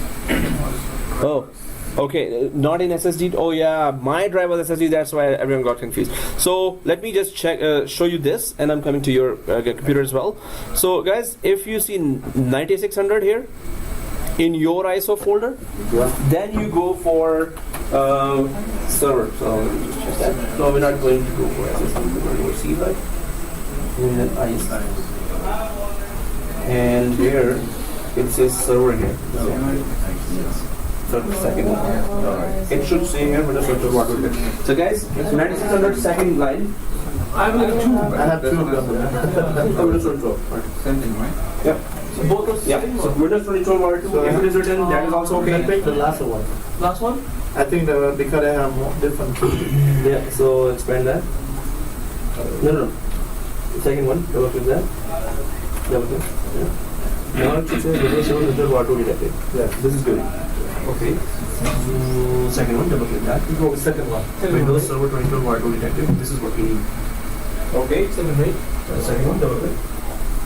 And Windows Server 22 War 2 detected. This is it. We're good. What difference between the first one and second one? First one is a Windows 8.1. 8.1. Okay. And it's a client operating system. Okay. So this is server. Windows 2012 for which the course is all about. So the Yeah. two. Yep. No, anyone? This one. So guys, everyone on the screen, right? I saw Okay. Oh, no, where did you put your Windows 2012? Windows 2012. Where did you put the ISOs in the laptop? Oh, you, okay, that's good.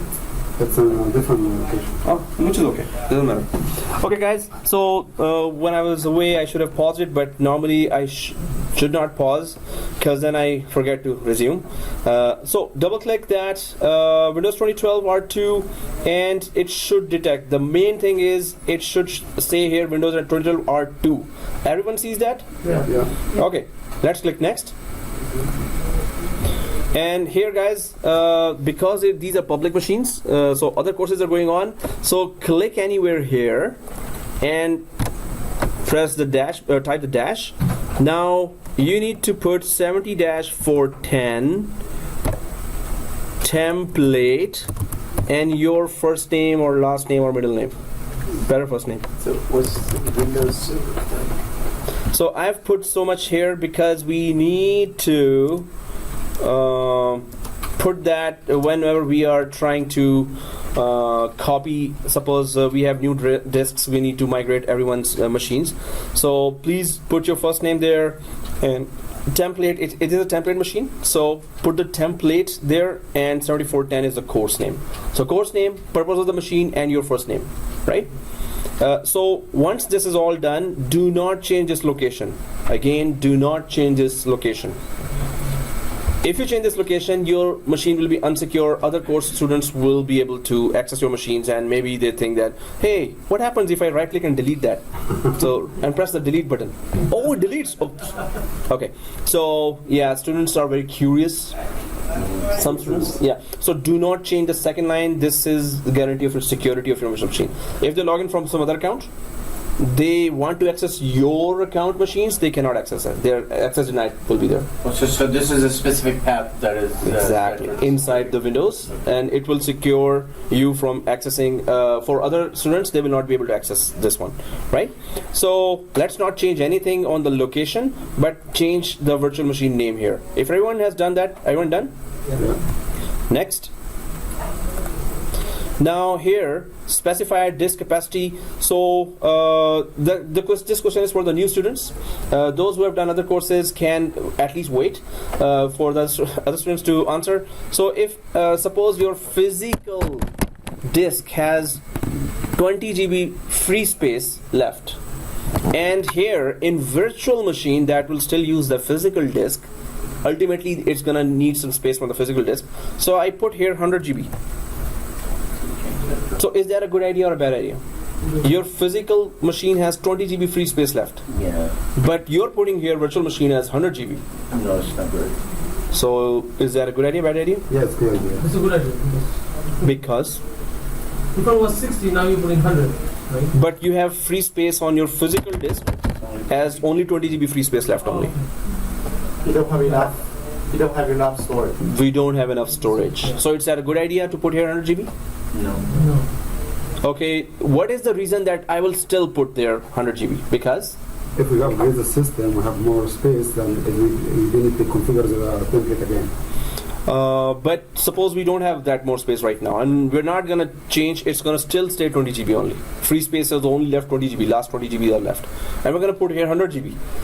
Well, it's gonna work because there's a new feature called thin provisioning. Not new. In virtualization, this is a very common feature.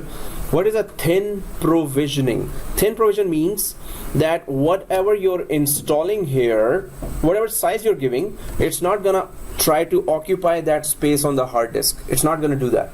whatever you install inside this virtual machine, whatever is the size of that software, it's only going to occupy that much space.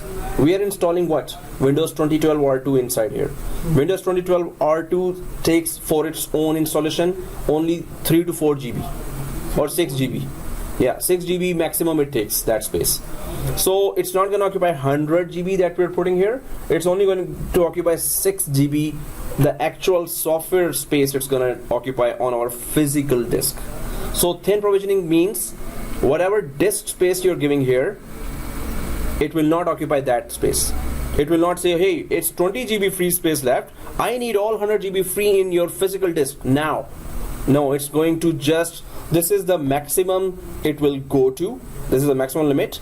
And because thin provisioning is there, so whatever software you install, it's going to occupy only that much space on the physical disk. Suppose you install MS Office after that. It's going to be 5 more GB. So 6 plus 5, 11 GB only. Suppose then you install AutoCAD on that, another application, that's big application. So 10 more GB then. So it's going to expand if you physically install something. Whatever you install on the operating system, it's only going to increase with that space.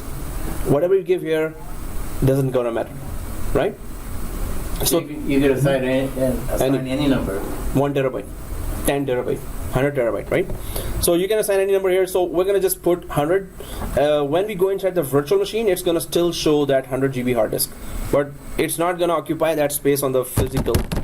It's only going to occupy what we install inside that virtual machine, which is Windows 2012 operating system, which takes 6 GB, right? So then there is that store virtual disk as a single file and split virtual disk into multiple files. So this means just that if this virtual machines, what happened when you use it for 6 months, suppose the size increases. You installed one application, second application, third application, fourth application, maybe it grows up to 60 GB, 80 GB now. So sometimes then you buy a new laptop which is really cool, or a new server really cool at home, or new desktop. So you want to transfer this virtual machine from this physical machines here, college machines, to your home laptop. You want to transfer that. You bring the laptop here. So if you want to use this network, Netplus network, to copy this working virtual machine to your laptop so you can take it home. So if it is a multiple files, it will divide that 60 GB of virtual machine into 444 GB files, 44 GB up to 60 GB. If it is a single file, then it will be one file 60 GB. So yeah, suppose the machine is 60 GB. Suppose we're just imagining, right? So if it is easier to copy 44 GB of files up to 60 GB over the network. It's easier than to copy one big huge 60 GB file. Suppose the network is busy, it's gonna drop your file, or there will be disconnection again. Then you will start copying again. Maybe it's still busy, somebody is downloading from somewhere, something, so it will still be busy, and so one big file transferring over the network, there are chances that it will fail. 44 GB file you're transferring, so 10 4 GB files, first chunk you go, 10 more 4 GB files. So copy like this is better, easier, right? So we can keep it on split virtual disk into multiple files. The main thing is, do we understand what are the options, and do we understand why we are not selecting this, or why we are not selecting this? Yeah. The main thing is, do we understand that, right? Yeah, the performance. Exactly. So if you understand that, then it's your choice now, whatever you want to select. So I'll select, you know what, I used to select split virtual disk. I'll just select this one. Home file? Yeah, but do you understand the option? You can go for split virtual machine if you intend to copy it somewhere else later. Suppose you do get a bigger laptop, better desktop, you can still keep the split virtual disk I option. consider like What is better? examination. Better is Which multi, right? A smaller Multi. file size is better. yeah. So okay, I'll just go for smaller, right? Because I praised it, and then I'm going for the other one. Other one I'm going because of my own laptop reasons. But because the theory goes, with this, let's just, put that. So the main thing, do we understand on this page what are the options? If we are not understanding and we are clicking next, we are wasting time here. Go do something else. Go do a CCNA course which you can understand better. If you're not understanding, try to understand, make me repeat. Otherwise, you're wasting time here, right? So that's very clear here, and that's for your own good, right? I can just blah, blah, blah, blah. Okay, done, I'm done. And you're like, what was that half an hour ago he said? So, no, I want you to understand, right? If you're not understanding, stop it right there. Repeat the concept, repeat the question. Otherwise, you're wasting your time. Okay, so split virtual disk here, next. Now we need to do shopping. Do not click finish. Okay, one more thing here. You might understand that later the hard way if you don't follow. That if I'm on this page and if I did not click this button myself, you're supposed to stay on that page. You're supposed to not click any button unless I have clicked it, because I can go customize anytime, anywhere. Some students think, oh, it's Windows, I know that. Next, finish. Then I have done so many customizations in the process. Then the student is like, seriously, I have to redo the whole thing at home now with watching the video. So if I did not click finish, please don't click finish. Don't go ahead of me. You will learn it the hard way that you were not supposed to go ahead of me, right? Okay. So customize hardware, let's do some shopping. This is just like we're in a computer shop and we're doing shopping. Oh, I need more memory. Oh, I need more hard disk space. So customize hardware here. And here, memory right now is 2 GB. Our physical machines here have 32 GB, which is good. So we can, if they were 16 GB, we would have given lesser memory, but we can go up to 4 GB for the template. Let's raise this like this, right? This 4? 4. We can go to 8 as well, but let's go to 4 first. We can always change that anytime. 4 here. Memory is already selected, right? If you have 16 GB, then also you can still go for 4. Now, whatever we're doing in the template machine, so whenever we create clones, every clone will have 4 GB now, right? Whatever we change here will be copied to the clones as well. So we don't have to do that for each clone we create. Processor, we're gonna keep it number of processors. Let's just go down to 2. 2 processors. These are virtual processors that, because we have i7 quad core physical processors, so we can give 2 virtual processors to each virtual machine. It's okay. So now our machine is becoming a little more powerful. Yeah, you were saying? Now, what is the number of cores per processor? We're not changing the core for now. We're going to change that later if we need it. So guys, 4 GB memory and 2 processors, right? And then hard disk or DVD, sorry, we need that definitely. So we're not making any changes here. Network adapter, very important. Sorry? Yeah. Network adapter, so there are many options here, right? Many options in the network adapter. So first option is bridged. Suppose we do bridge. We're not going to do that. I'm just clicking it to just show. Suppose we do bridge.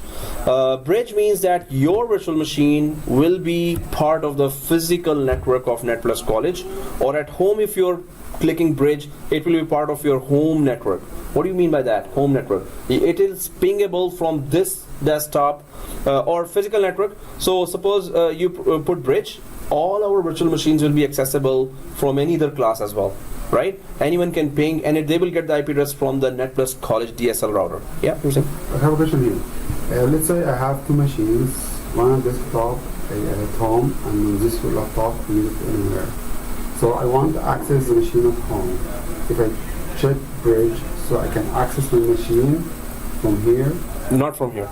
So your laptop has to be at home, but this virtual machine can still access the other home machine, physical machine. Physical network. Yeah, from virtual to a physical machine at home. That's my question. Yeah. So at home you can do that, or here, this desktop or this desktop or this desktop. So whichever network you're already there, but physically all machines could be accessible if we put the virtual machine on bridge. Yeah. Right? And we don't want to do that, because all our IP addresses will be the same, our names will be the same of the machine. Over the network, same IP address does not survive, right? So we're not going to do that, but we should know what does it do. It gets our virtual machine, it makes it part of our physical network. We don't want to do that. In a production environment, maybe in some other environment you want to access your physical environment, you can change it to bridge. it will grab the IP address of the local DSL modem router, right? So next option is NAT. So this is network address translation. The only purpose is to get internet to this virtual machine, right? To get internet to this virtual machine, we use NAT. True or false? We use NAT wherever we go. We use NAT in McDonald's, we use NAT in KFC, we use NAT at home. Is that true or false? Yeah. How? Because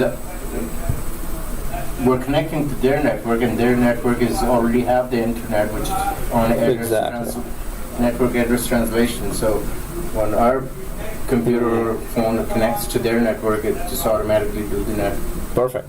So if you have a cell phone there in, if your cell phone has internet connection in McDonald's, this means NAT is working in the background to give you internet connection. So NAT, network address translation, one public IP provides internet to a lot of private IPs.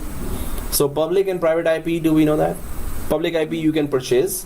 Private IP is free, which we are going to use inside our organization, inside our college.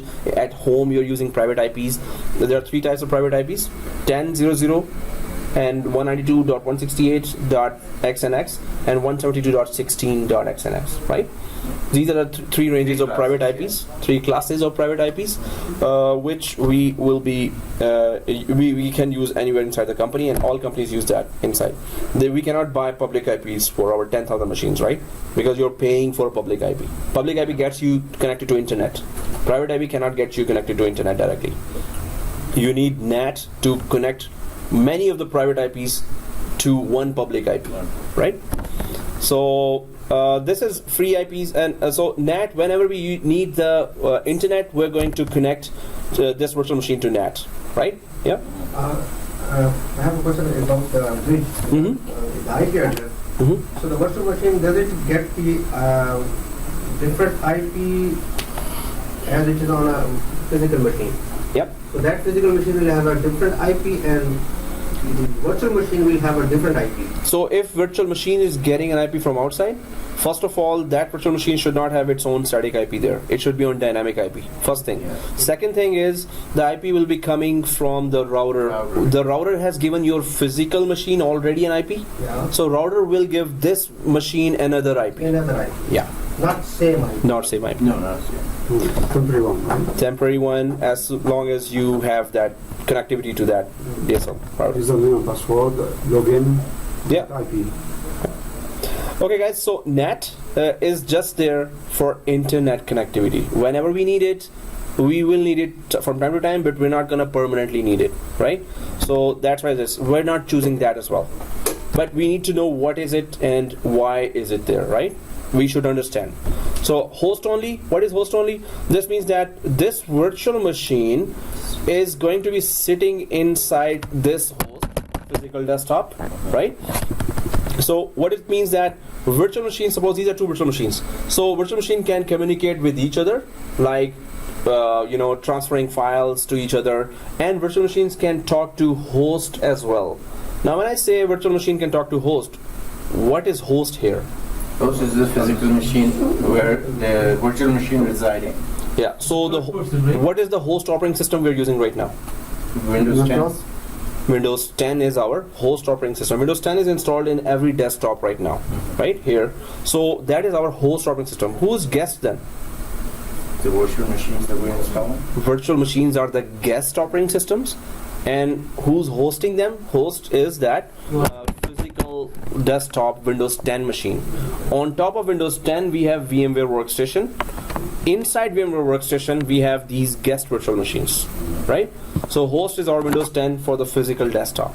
So virtual machines talk to each other and to the host only. This means this virtual machine, which is Windows Server 2012, will talk to another Windows Server 2012 virtual machine and to the Windows 10 host machine only, right? It's not going to go outside. If you select this option, host only, it cannot be pinged from outside. It has nothing to do with our physical network here, right? But we're going to go to custom. And custom is also nearly the same concept as host only. So if you go to custom and we drop down like this, you can see a lot of VMnet 2, VMnet 3, VMnet 4 up to VMnet 19 here. Anyone understands or ever heard of the concept of VLAN? Yeah. Virtual LAN. Yeah. So what's a VLAN? VLAN is just that we created on the switch, Exactly. connecting different hosts to the network virtually on the Yeah. switch, assigning the VLAN Exactly. numbers. Basically, virtualization of the Calculated network.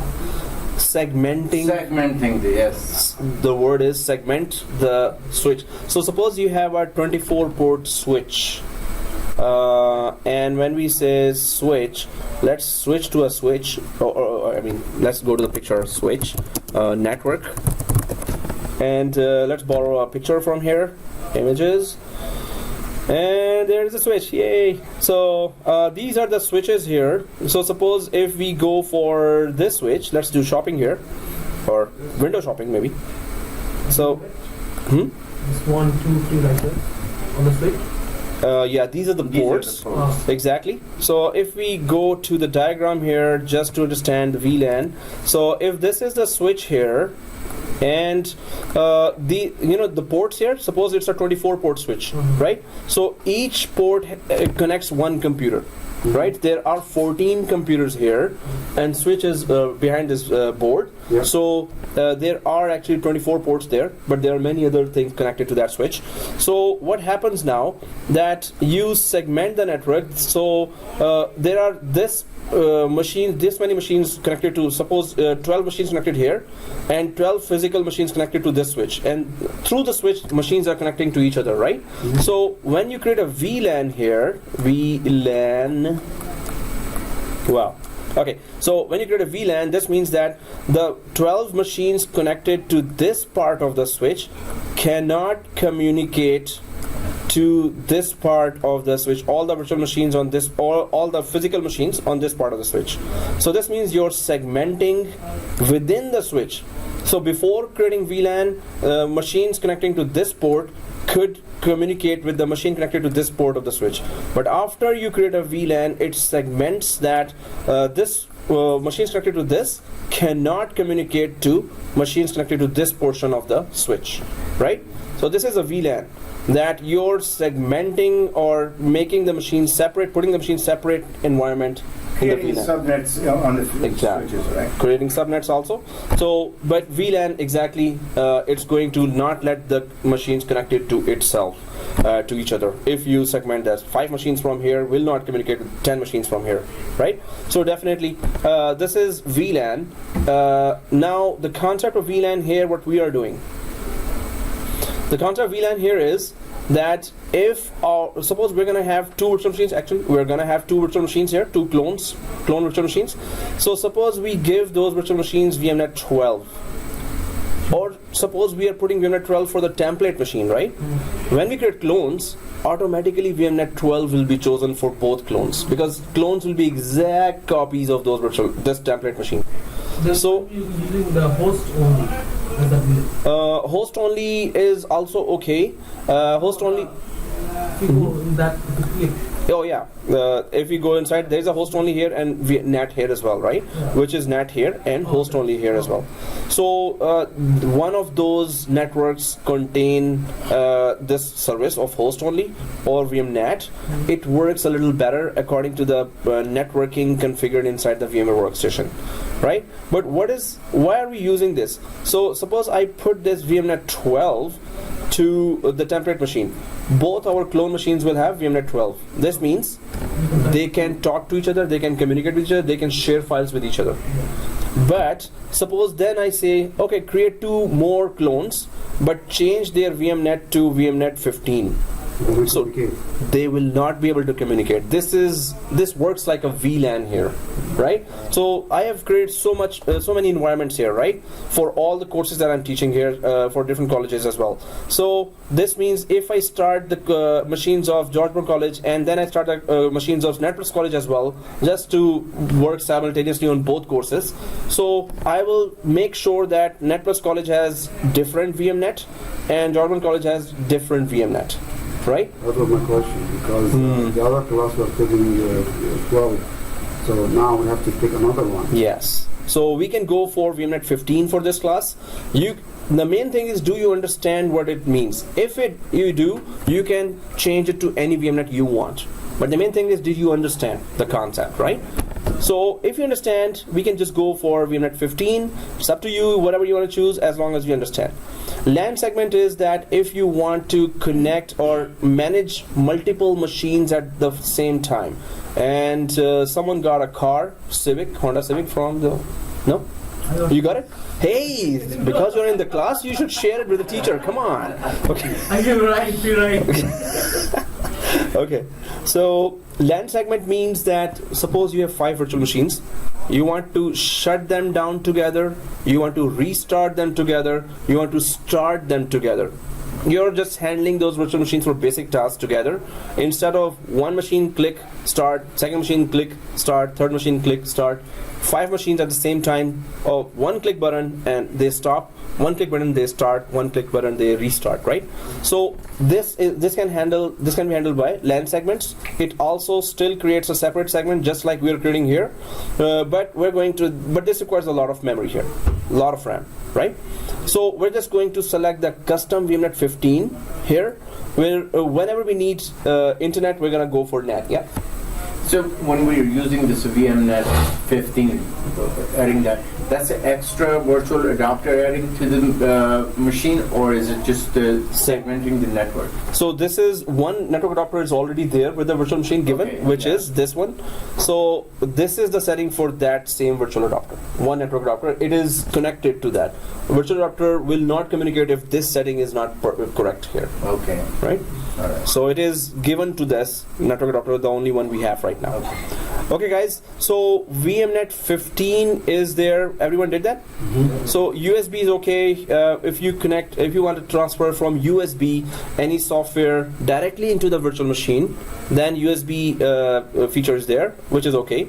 Sound card, if you want to have a sound of what you install there, maybe then there's an application that you need a sound to check, so this will also work. Printer, if you want to install printer, yes, it's okay. Display, yes, definitely we want to see the machine. So the only changes we did in the customized hardware is we put the RAM from 2 GB to 4 GB, processors from 1 processor, 2 processors, and the network adapter from NAT to VMnet 15, while understanding why we're doing what we're doing, right? The main thing is understanding. Again, I'm saying if you're not understanding, you're wasting your time here, right? So you have to make sure you're understanding what we're doing, right? Okay, and that's why for lab you need to, so when I say repeat the lab, so what we're doing now at home, install VMware Workstation at whatever machine you have, and do the whole thing at home as well.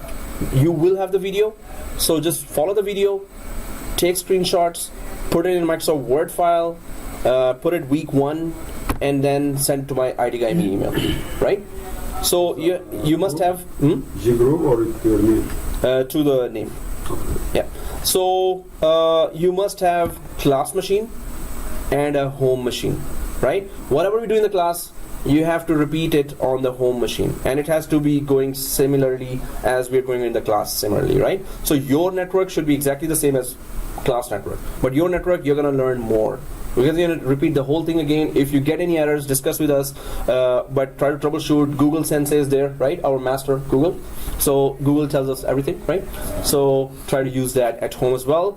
But market needs troubleshooters, those who can resolve problems. Not that, oh, I know how to install Windows 2012, yay! So does all 12,000 people know that, but they can troubleshoot if you're stuck with a problem, yeah? Now, so on this screen, then we have add and remove buttons at the bottom there, right? So these are the buttons to remove these settings, but we can add virtual hardware here, and we're going to be adding very soon in next class actually. We're going to be using these options. Okay. But the purpose of this is to add, so if we click add here, suppose we click add, we're not going to add anything, we're just checking what is it. So click add, add down here. Oh, wow. There's an add here. If you click add, you might find a prompt for username password, so click no there. If it asks for a username password, click no. Then you would see this screen, right? Yeah. So this is just the virtual hardware. You need to add another virtual network card to this virtual machine, another USB controller, another DVD ROM, another printer or anything, right? We're going to use those features later throughout the course. We're going to use that. But cancel out from here. We just needed to know that what is it, right? So these are the changes everyone has done. So let's click close. And now we're going to click finish. Click finish. Now it's going to automatically start installation of Windows 2012 like this. My one screen is click OK. Yeah, click OK. It detects some of the hardware. So if it says do not show, click that do not show as well.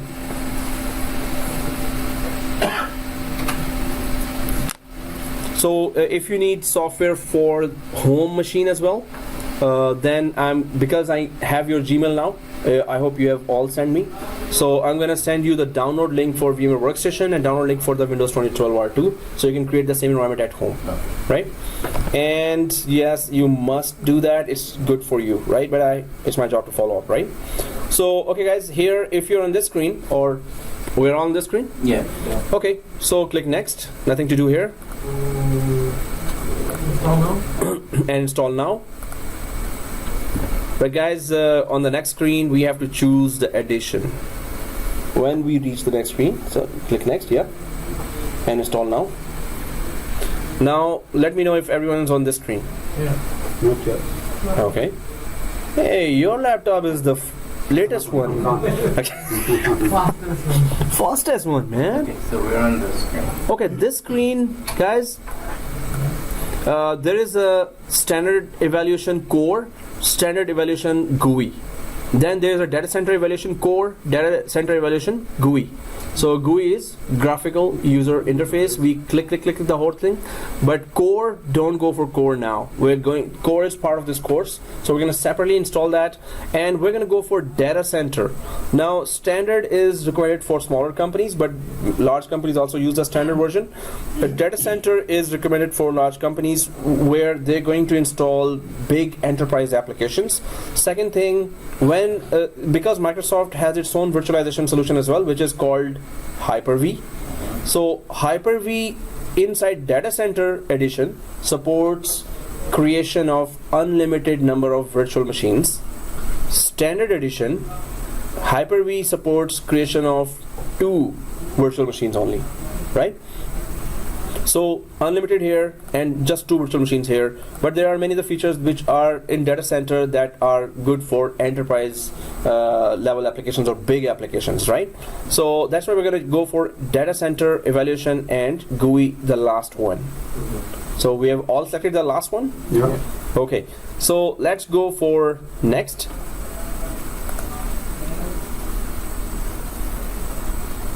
And then accept the license agreement. Next, right? Okay, here. Accept, right? Yeah, next. Accept license agreement and next. Do we see this screen? Yeah. Yeah. So since we are not upgrading from anything, this is a new installation. So we're gonna just click custom, right? So click custom here. Everyone on this screen? So this is just the drive. So we can make partitions of this. We selected it as 100 GB. We can make it 50 GB. We're not going to do that, but we can do that if we wanted to do that, You see right? 100, that's why it came 100, right? Exactly. Because we gave it 100, so this is the full size. So that's the total size of the virtual hard disk. We're gonna still split to make them different partitions. Well, we will be adding actually new drives, but we can technically split it right now if we wanted to, right? But we're going to keep it 100 GB and click next. And there you go. Copying. Yep. So installing the whole Windows. While it is installing, and it's going to restart, so that it restart, we can just talk about what's next.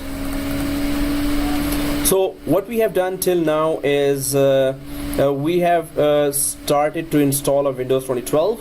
We're considering it as a template machine. Its only purpose, it will shut down throughout the course and forever. It should stay shut down after we have properly configured it, right?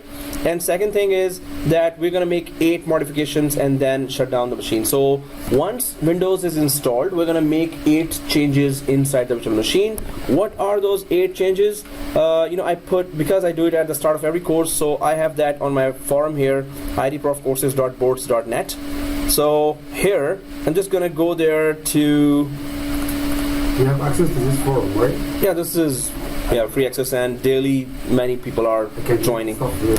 Yeah, you can also join it, and for all the latest because whatever courses I'm teaching here, so this one, right? Yeah, it is recording. It is itprofcourses.boards.net, but it is recording, so you can see it there as well. And whatever courses I'm teaching, I'm adding all the those related material on those courses. There's a job search here as well. Anyway, what I want to go for is I go way down to how to create a new virtual machine, how to prepare your lab. So I'm just going to go to that portion, and here steps to create first template machine. So I'm just going to go directly to this, and there's that cool guy here. I know him. Oh, okay, this is good. That's my younger brother. The youngest brother, yeah. Don't I look like me? Okay. Kinda. Kinda. Oh. He looks like you. Okay. Now you made me so conscious. I'm gonna just take my picture now and update it now. You should. And he looks very smart. So yeah, but this one looks smarter, right? God, man, I should not show that again. So if I go down here, we have selected already create first virtual machine, template machine, 100 GB space we selected, but we selected 4 GB. So here it says 2 GB, and then click finish, and it's then we went for data center GUI, and then okay, our class password will be this: small ABC, capital ABC, shift 1 2 3. When the so you'll take notes of this anywhere, so I'm just putting it on notepad here. The class password, first of all, your machine password is this, but your class password means that wherever it asks for a password throughout this course, only give one type of password, which is small ABC, capital ABC, and keep pressing shift 1 2 3. That gives you special characters, exclamation mark, at mark, and this pound sign or symbol sign. So small character ABC, capital ABC, and if you keep pressing shift on the keyboard and press 1 2 3, then you will get the special characters, right? So try to get the habit of remembering difficult passwords. When you in the job environment, you will be given like 15 or 16 different difficult passwords. So you have to remember all those. I cannot write them down. Well, Unsafe. it's kind of unsafe, but you could, if you know that you might forget it, there's a way to securely save that password. Just put it on Facebook or Twitter, so you will never forget it, at least, right? And everyone never could know it. Oh, everybody would remember. Everybody will remind you. Never could know it right away. Yeah, exactly. So everyone will remind you, hey, that's the password you put on Twitter. Okay, so you'll say, thank you very much. So yeah, This says shift 1 2 3, right? keep pressing shift, and 1 2 3 will give you these special characters, right? Should we sign on now or no? Oh, you're already reached there? Hey, the fast laptop, man. The new one, huh? Okay, that's good. So, guys, let's check our environment here. Are we on this screen? Oh, only the SSD gang is there, right? SSD gang is, I think, Amr and me are the SSD gang. But there's another SSD member. So Yasser, Amr, and me are the SSD gang. So, oh, you're using this machine. Okay, you're out of the gang again. So only me and Amr are. Okay. Oh man, we just have 2 members. Anyway, you can use your laptop here in the class as well if you want. But if you have a laptop and you want to use that here, still there's a class machine and there's a home machine. Whatever you do in the class, you have to repeat the whole thing at home, right? And create screenshots, put it on Microsoft Word document, and email me to idguyme@gmail.com. So if you read this screen or any other password screen, the class password is small ABC, capital ABC. Keep pressing Shift 1, 2, 3, right? Yeah. So ABC, small ABC, capital ABC, Shift 1, 2, 3. I'm putting there. I'm showing you now. This is the password I'm putting, right? So let's just, whenever you reach there, or I'll wait for you, but I'm just putting the password here, these, right? So small ABC, capital C, Shift 1, 2, 3. We understand that? Now, well, those who reach there can click. No. Can wait for others, yeah. You've got to wait for others. Yeah, exactly. So while nobody's watching, I'm gonna click finish now. No, I'm just kidding. Okay. So when you reach there, it's the class password here. So this one is considered as the first sign in to the server? Yes. This is the password for the local administrator account. And local administrator, see, it's written there. Local administrator account. Administrator. Yeah, and administrator has full privilege to do anything on this machine, right? So administrator is the account that can let you install software, that can do anything you want on this virtual machine. There will be a domain or network administrator as well that can do anything on top of that virtual machine, right? Oops. Hey, see, troubleshoot. Yeah. That's good. So now everyone has reached this screen? Yeah. Oh, you're 50. Huh? How? You started very late, I think. No, I think it's the same time as everyone else. Same time? Yeah. Did you start any other machine from any other course here? There should be just one machine started, right? Yeah. Just kidding. Yeah. Huh? 52? No way, man. Okay. Did you give 2 processors and 4 GB RAM? Huh? Okay. 52? Serious? You were saying something about one of the computer here is not good. Maybe you meant this one? I meant this one, but that one can also take the place of this one. Yeah. Or that can join the gang as well. Hey, I'm also not good teach, Got the virus, yeah. but that's pretty slow. So guys, take a mental note. So one more thing, we can wait for maybe maximum 3 minutes to 4 minutes. But if the machines are too slow, then you have to start taking mental notes. It's already getting recorded. You're not missing anything anyway, right? So we cannot wait much longer, right? Otherwise, we can't finish that course at all. But we can do, we can upgrade the computer one day. Yeah. Okay, or Monday or Sunday.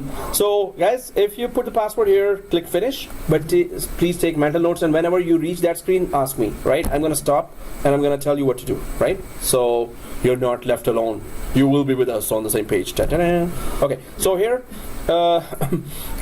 once you click that, this one, so you will be seeing this screen, right? The gray screen. Yeah. So there is that 3 buttons here. Everyone sees those 3 buttons? Yeah. That sends the Control Alt Delete command. So don't go for keyboard Control Alt Delete.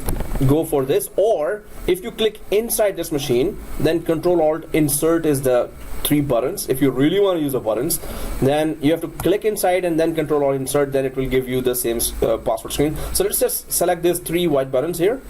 And when you click that, this screen should come, right? So if this screen has come, we already put the password. We already selected the password, so put that same password again to log in. Understand that? What do you think? Yeah, the class password. We're going to use the class password because we already gave that in the previous screen. Yeah. So let's use that now. So small ABC, capital ABC, Shift 1, 2, 3, and I'll just click that I. Right? This is the password. So click and let's go inside. Where? 91%. 91! Woohoo! We're going there, man. That's good. Slow but good. Yeah. Okay. So once we log in, this is our best buddy. Yep. What happened? You won't let me type the password. Oh. Oh. Which one's Hey, where's your laptop? You had a high-end laptop. Okay. So. Okay. So Oh, you cannot type the password? Okay. Pausing. So this is our best buddy server manager here. Whenever the machine starts and we log in, the server manager starts. Server manager is our best buddy. Why? Because it has all the crucial links to all the utilities and to handle remotely all the other servers, and all the roles and features can be installed from this one, right? Now we have to make 8 modifications or 8 changes, but the time is like we can rush it, but I always oppose rushing anything, because I then think it's better if we take time and go through each role properly. well, definitely. Yeah. So guys, till here we're gonna do that. Also, one more thing, for few of the first class and second class, we're gonna take snapshots as well. We need to learn or understand what is a snapshot. It saves the machine's current configuration. It creates a copy of the machine's current configuration. Although right now we don't have to take a snapshot right now, I'm just explaining that what is a snapshot. If you right click here on this machine, if you right click on this top white area and go for snapshot, this is the option for snapshot, right? So when you take a snapshot, it creates a copy of the virtual machine current setting, and it that much space is taken, whatever the current virtual machine space is right now. It creates an exact copy of that, right? So it can occupy all space. Yeah. I want to on the screen. And did you put the password? Yeah. And you're on this screen? Yeah. Okay, so just log in. So give that all control. So guys, we don't have to take snapshot now because this we didn't do anything. We just installed, right? So I hope this machine stays intact till next week. I'm just kidding. It will stay intact. It's okay. Nobody touches that. So second thing, right click here. How to properly shut down from within the hypervisor VMware workstation. Power, and then shut down guest. There's a power off here, but power off means that you're pulling the cable of the computer and at once abruptly it shuts down. Shut down guest properly shuts it down, right?